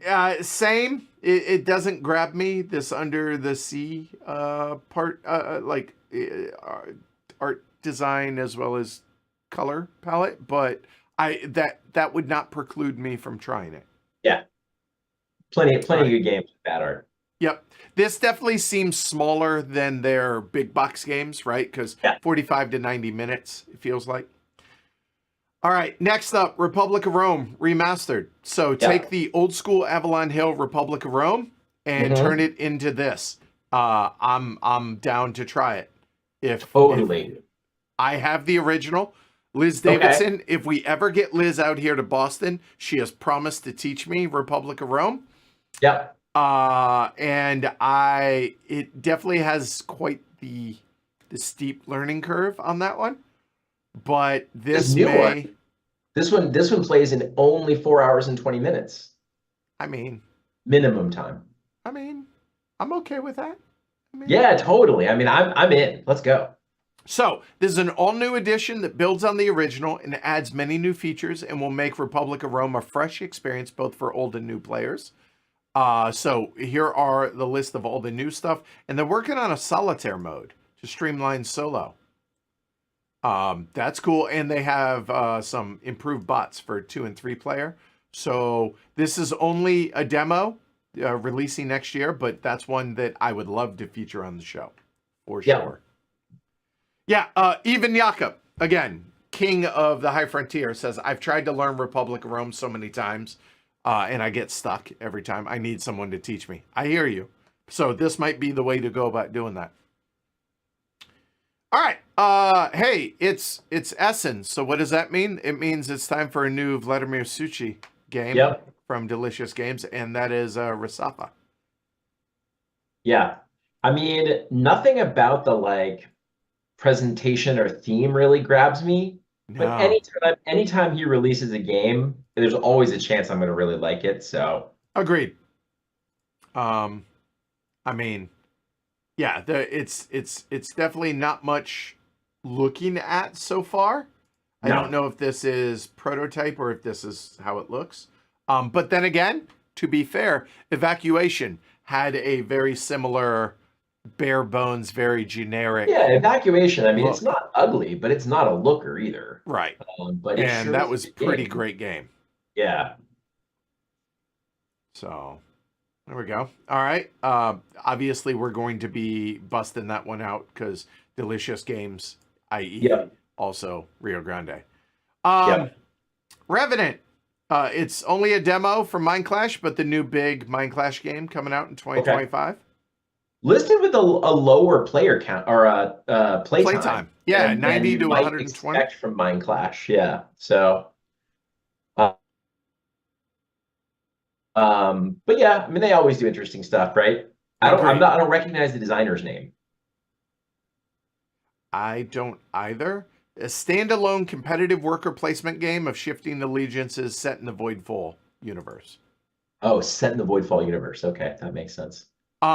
Looking at what this designer has come out with, Itchy Monkey and this, I feel like that's apples and giraffes. But then again, there are other designers that do that as well. So I'm not going to hold that against them. So we'll see.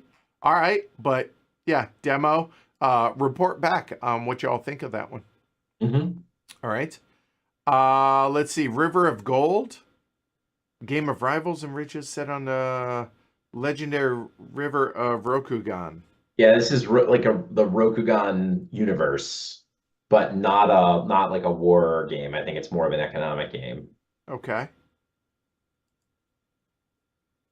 Looks pretty. Yeah. Wasn't on my list, but it does look cool.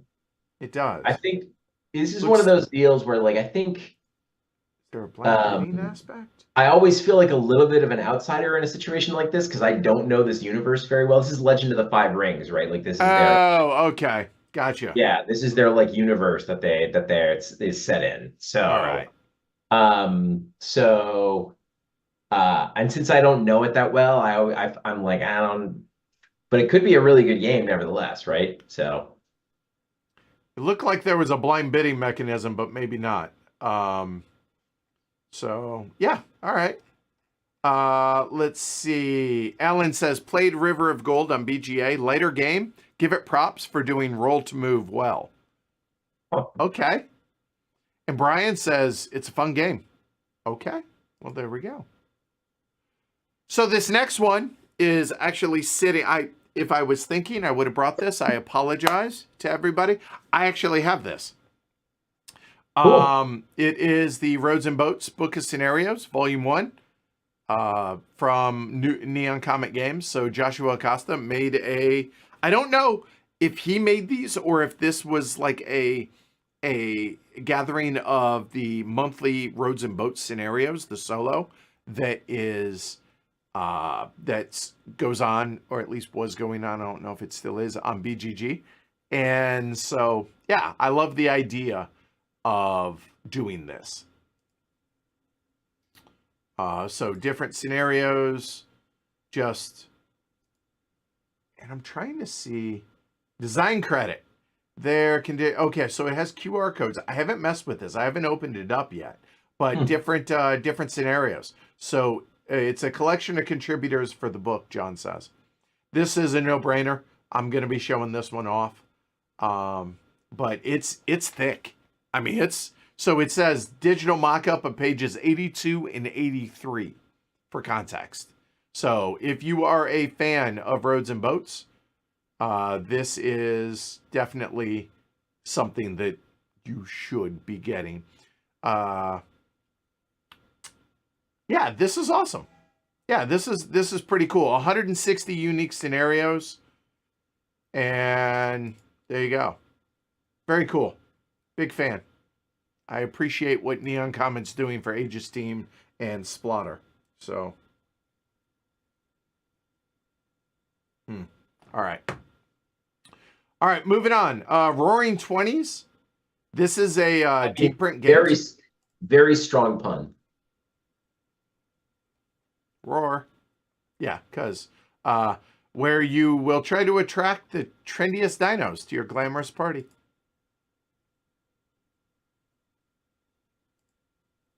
Have you played, or do you know anything about this one? Not a darn thing. This isn't. No, it's not the never mind. I can't. It says it's a card game. I can't tell really. Is it like a trick-taking game? You bid on a dino or pass? Auction bidding game? Set collection? All right. Yeah. I mean, yeah, I would try it for sure. All right. Oh, circling back, Joshua's still here. He says it's a combination of all the scenarios from the game, Splatter website, etc., forums, photos, mine, others. Has photos of yours' wooden copy, 161 scenarios, Sterling Babcock's player aid, section for notes, how to use the book, all of that stuff. And it's almost sold out. It's available on the website for one more day. Then all the rest of the copies will be sold at Essen. Leftovers on the website after the fair. So there you go. If you want it, go get it. Cool. I mean, it's a cute theme. It's deep print. Same guys putting out Mattgz and company, putting out Civolution. A bit of a different scope. Little 20, 30-minute little card game there. Rock Hard. This is Jackie Fox's game. Yeah. We talked about this for a number of things. The Gen Con preview, and they have offered a copy. She's worried that it's going to be too light for us. So that's her concern. But I think I think we can have a lot of fun with this. Yeah. I think this would be a blast. I really, really, really want to get into this. And we might be able to get Paul to come sit in on this as well. So yeah, I love the idea of this game. It is so much fun. I mean, you get to be a rock star in the 70s. I'm all for it. All right. Salt Fjord. You got anything on this one? I did look at it. I think Shrey said this is a sort of top tier interest for him. I don't know that much about it or about the designers, but it looks like it's a city builder. It looks that way. Tile placing, worker placement. Over 3 rounds, players draft dice to activate buildings on their settlement. Okay, so it's a dice placement game. Dice drafting, dice placement. I'm all for that, and it's from Aporta Games. They've done a number of games like Automania, Magnificent, Santa Maria. Take it or leave it, but yeah. All right, cool. Oh, okay. Wait, is this the one that's a re-implementation of Santa Maria? Oh, apparently so. I missed that up top. That's probably a better theme. Yeah. Okay. So Santa Maria with some changes. Okay. Yeah. All right. There we go. All right, Sankore. This is I think I added the wrong version, but this is the Fabio I don't think you did. I think only the German edition is available. Oh, really? Okay. At Essen. So that's what it looks like anyway. Yeah. Isn't it language independent outside the rule book? I think it is. Yeah. Trying to think. I think it is. Yeah, anyway. Oh, we haven't streamed this yet, but we have a copy. We do. Did you get a chance to play this? I have played it. I thought it kicked butt. I really like it. All right. And kind of like what Shrey said. Shrey said this is a game that probably benefits if you have experience playing with other experienced players, so it flows better. A little herky-jerky in our first play at Spiel. And actually, Sarah was in that game at the Gathering of Friends as well. And I want to play this one again. I wasn't as drawn to this as I was to his other game, but I want to like this more than I did, so I want to try it more. Well, I do think so. This is one where like there's complex interlocking mechanisms, and you learn the game, and then you're like, well, I have like 6 different things that I can do, so I'm just gonna do this one thing and see what happens. Yeah. Right. It's a little hard to tell where it's going to go when you start playing. I think it's just a game you need to play more than once. So. I agree. And Sarah says, I think you used some bad language when I took the spot you needed. That is entirely possible. That I may have done that. Yeah, it looks beautiful. It's got a it's definitely, it has a theme that is interwoven to the game, but it doesn't feel like you're doing the things. Like it's that kind of more of a setting. Yeah, no, that's right. I think it is. The setting is nice and it's lovely to look at. But it's not one of those games like Speakeasy, for example, where I feel like the theme actually helps me learn the rules. Yeah, because it's so well integrated. Right. Yeah. No, that sounds right. Does not work like that. Yeah. Surprised looking at number of thumbs that's so low. Like, I just wonder if because it's German edition. I don't know. Because it's the German edition, maybe. Yeah. Maybe. All right. So anyway, yeah, we need to play this and stream it when y'all get back. Yep. So SETI. This is the big CGE game this year. And I think most thumbs in the preview. So okay. it is the game. If there's a game, this is the one. Nope.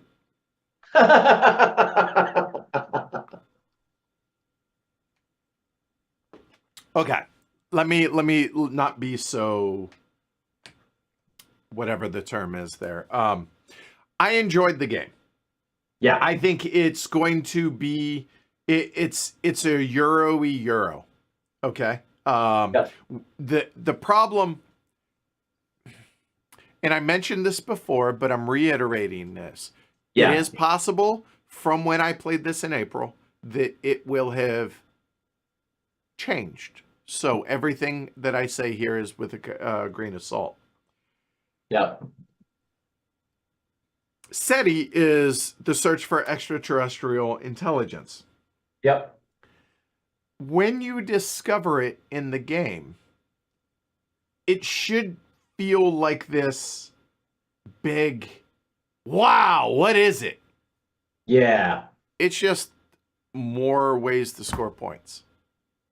Gotcha. So just it fell flat for you because 100%. The reveal was not great. It really wasn't. Oh. Now, could that be a me issue with the anticipation of like the expectation that it was this big reveal? Because they were pretty protective. They were like, no, don't look. It should be a surprise. Okay, all right, I'm in. And then I was like, oh, okay, it's just more stuff to score. Yeah, and Shrey says, I like SETI. It's a very good version of this type of game. I agree with that. If you like being able to set up, your combos and set up your, I'm going to be able to unlock this and that feels good. That, engine building kind of type thing for Euros, you're going to like it. It's just, it's a good version of it, but it didn't do anything new. It is just more of that. And again, that big reveal, it felt like a missed opportunity is my problem, I think. That's the bigger issue. It's not that the game didn't deliver, it's that it has this premise and it just was like, that's fine. Yeah. Oh, and it totally is a point salad, Alan. It 100% is. Absolutely, yes. So, all right, have a good one, Shrey. Thanks for stopping by for this, hanging out. So anyway, is it going to do well? Of course. It's Czech Games, and it's their new game, of course. And it's a good game. But I don't know. Anyway, I don't need to beat that up anymore. Anyway, Shackleton Base. This is the other Fabio Lopiano, Nester Mangone game that we played at the Gathering of Friends. And I really like this one. This is hard. Hard in a good way, in that it's a heavy Euro. And trying to do well in this game is hard. I did not do well in it, but it still gives you those, oh, hey, I was able to do the thing I really wanted to do, even if I didn't score well or do well. Right. And so there's that kind of incremental reward or that for playing and scoring poorly. And so that's a positive about this game. And it's just hard. I really, really enjoyed this. Of the two, between this and Senkore, I enjoyed Shackleton Base more, but want to play them both more. Is Senkore also those guys? No, it is Mandela, Fernandez, Grandon. Yeah. So, I think these guys did have another game together. Earlier, they did, but a smaller one. It's a smaller one. This one. I mean, this one looks like right up our group's alley. Just complex, heavy Euro, full theme. So I'm in. Good. I mean, I trust these designers. So yeah. Alan says, waiting for a playthrough video, Shackleton Base. Me too. Sorry, we are French. I would love to work with them. So if we can make that happen, that'd be cool. The Smoky Valley. This is a re-implementation or a second edition of the Smoky Valley, which is Spielworks. That is the version we have. We have copies downstairs of it. I know nothing about it. We haven't played it yet. But it's I'm interested to play both versions of it. We just haven't. Sure. Yeah. So, and also those two also designed Autobahn. Right. Previous. Yeah. So. Yeah, I like that one quite a bit. All right. So Souvenirs from Venice, Oink Games. I mean, that's going to be a Derek, I think. Yeah, 100%. Yep. And a lot of people like Oink games. Yeah, I mean, I think the bang for the buck with Oink is pretty darn good most of the time. Agreed. So Speakeasy. I've heard of that one. Yeah, I have as well. We're streaming that Thursday, y'all. 3 players, and then next week will be the solo. So the campaign starts on Thursday. We're doing the official live stream for that on launch day, and then sometime next week John and I are going to tag team the solo on Speakeasy. I think y'all are going to love this. If you're a patron, you've already seen it, so congrats. If you're not, you'll see it on Thursday. Yeah. It's a big... I will tell you this. It's a weird year when I'm not sure that whatever the Cole Worley game is my top pick for a game of the year. But I'm not sure this year. That's how good Speakeasy is. It's really good. I have played the game. Really good game. Played or GM'd the game 5 or 6 times, and I can't wait to play it more. Yeah. That's a good sign. This is going to be one of Vital's best games, if not. So, yeah. Speakeasy is all that in a bag of chips.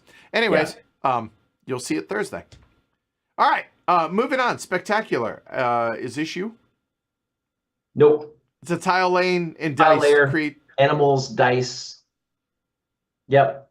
All right. Looks cute. I think probably my guess actually. I mean, it's got a bunch of thumbs, so clearly people are excited about it. But my guess is this is one of those that we're grabbing for Lobster Trap, so we can have that makes sense. I mean, it looks cool. Sort of medium range games. I mean, I'm down to try this for sure. Like legit. I was so smitten with Cascadia that these type of games I am all about. I am all willing to give these a try. So the next one for sure, Sunnervalo, I believe is Sun Valley. Is that what this is? I think Sunnervalo, maybe. But in German. So this is an Oda game. So Andreas Odendahl, designer of a plethora of games. This is his own design, not tag teaming with Michael Keller. So look at, again, I know nothing about it. Take on the task of establishing their own farm in the solar punk world of Overgrown. Sunny Valley. There you go. All right. Okay. But it's an Oda game, so I'm interested to give it a try. Yeah, I mean, I love the designer. I mean, Legrand is one of my old school faves, like El Burrow. Like I think he does good stuff. So I'm excited for this one. All right. Hold on. Somebody mentioned Stressbotics. Did I just miss it? It's possible. Oh, because it's no. Oh, you know what? Let's just go ahead and hit that because I think I just missed this one. So this is a Two Tomatoes game. I love those guys. And sci-fi adventure in which 4 easily stressable robots are sent to an exoplanet by the corporation in order to mine its resources. One of those resources, once those are extracted, their task is to deliver them to the ships. Won't be a piece of cake. So it's a cute theme, and I believe I've been hearing about this for a few years. I think so. Yeah, this is not one I know about, but it's an interesting idea for a theme. Oh my God. Oh, wow. What? Oh, okay. I remember this. I have a early prototype from this from like 2016 or 2017 over in this. Okay. This has bounced around. And apparently it is finally coming out. Oh, okay, this is one that you're going to want to check out. Mark it on your list. All right. Yeah, this one, I don't know how much has changed since I first saw it, but this was a giant of a game. Yeah, Cove says this has been bouncing around for over 5 years. I think it's been longer than that. But yeah, I am super stoked. I was really excited about this. It was going to get published, then it wasn't, then it is, and then it wasn't. Okay. Looks like it made it. It looks like it is a real thing. So if you want a big, heavy Euro, we never played it, but we got an overview of this. The guys at Two Tomatoes were really excited to show me this. And now that it's here, oh yeah, this is going to be one of my top 5 anticipated games. So who? Thank you, Cove, for the reminder on that. I totally missed that. All right, getting back to it. We need to pick up the pace a little because Ken's got to get going. Tea Garden, ancient tea culture or tea culture in ancient China. I mean, yeah, the Yep. theme alone. Cool theme. The artwork looks a little, it's a little saturated. But I know nothing about it other than the theme. Yeah, same. I mean, I did, don't have anything to add here. I did not have it on my list, but yeah, looks cool. Yeah, I mean, what was the other big one? I'm trying to remember. Formosa tea, not big, but Formosa tea. Yeah. Formosa tea. So I'm hoping it's similar.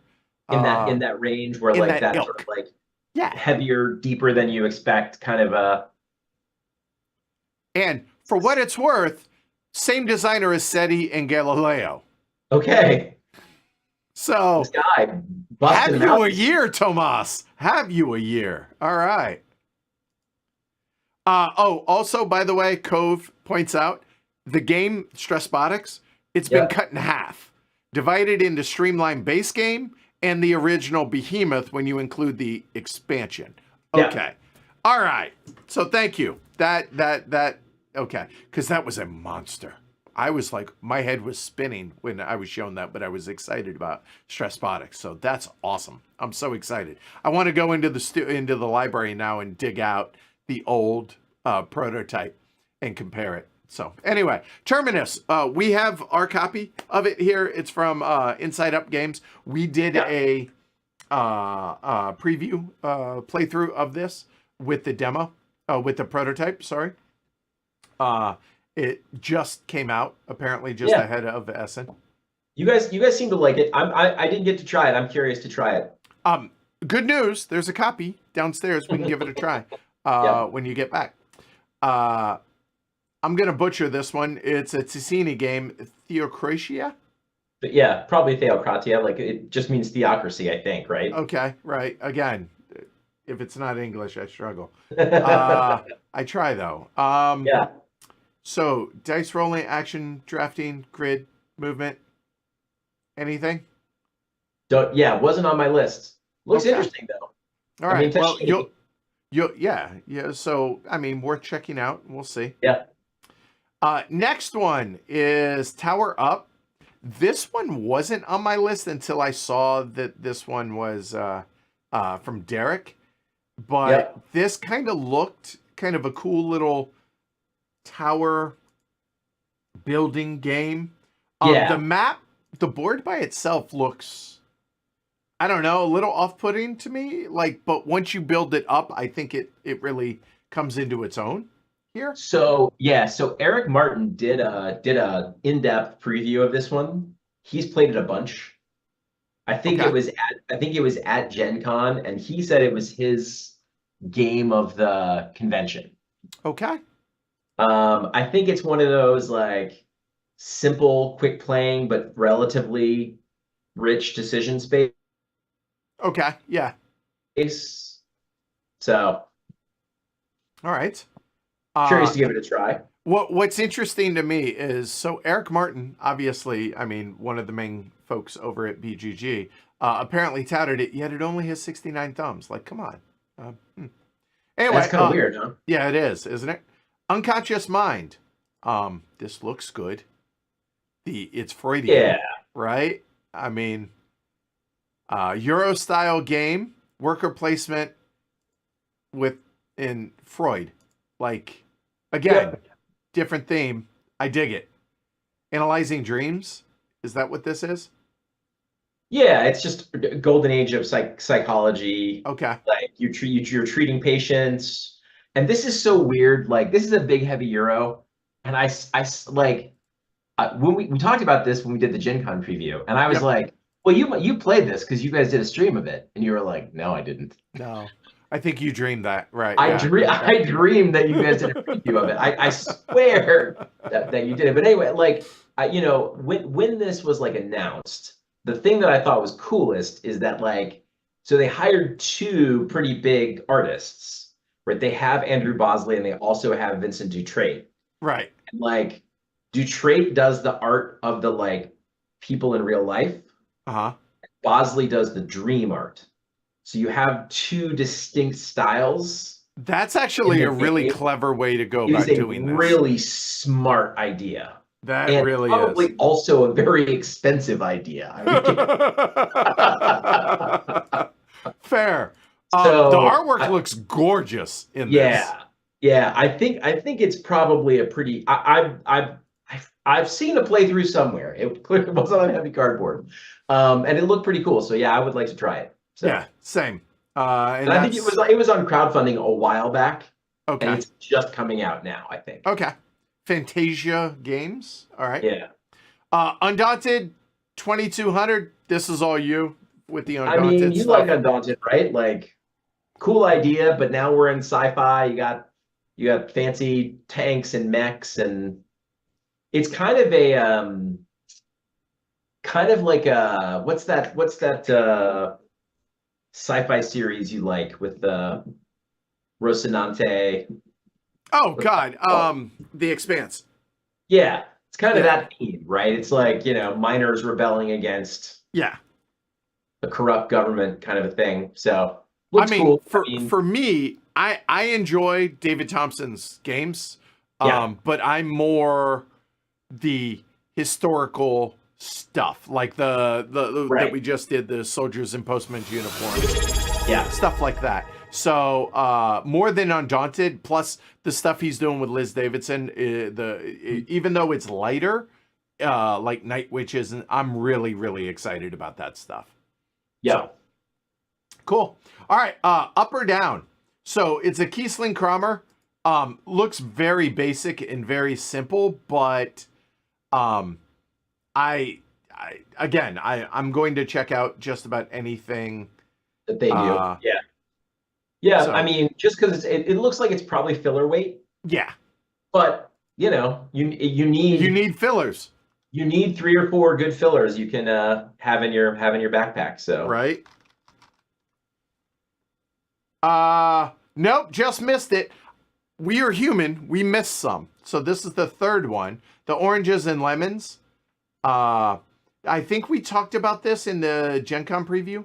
Yeah, we certainly did.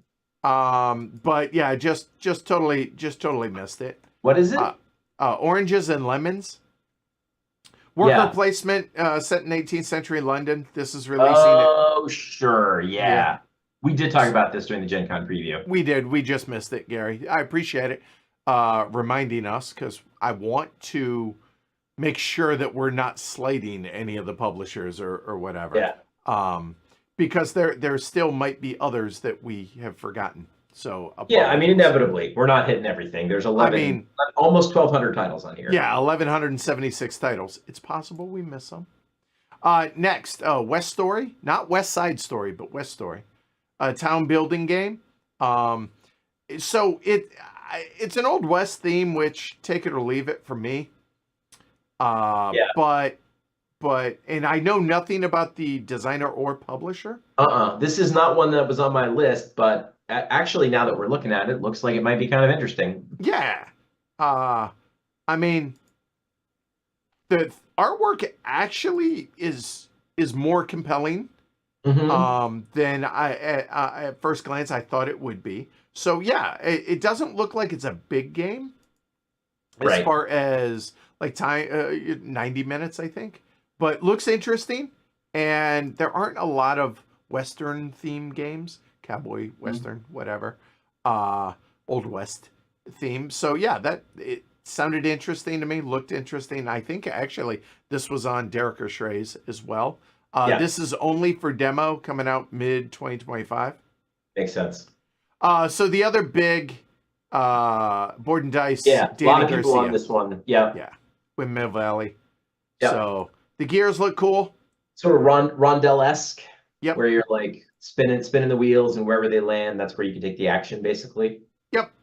Kind of makes me this kind of, just from a first initial thought, reminds me kind of something like a Praga Kaput Regni. Where you're upgrading your actions on the wheel as you go. Yeah. So, I mean, more of that. People seem to like it. It's out. I mean, people have it in the US already, and people seem to like it. So I think it is maybe a little on the lighter side for our particular group, but it seems I mean, I haven't heard anybody say like, not any good. Okay. I think there's something there. So. All right. And this it released at Gen Con, so that makes sense. Yeah. And last but not least, World Order, which is the Hegemonic Project games, the folks that brought Hegemony. Yeah. So I am really interested to see how they take on this. Yeah. Kind of a, I mean, if you've got a few hours, they've written a ton of designer diaries. Have they? Okay. Yeah. So where they're talking about, I think these guys are academics, right? So like they are. They're heavily grounding their simulation in what they think of as the like a sort of up-to-date theory on politics, power, all that stuff. So, and it's set now. So in 2010, right? So the factions are like US, Russia, EU, China. And China. Yep. The 4 big players in the world right now. Yep. Yeah. So I mean, I think Hegemony was better loved in our group than I liked it, but it's certainly interesting. Same. I would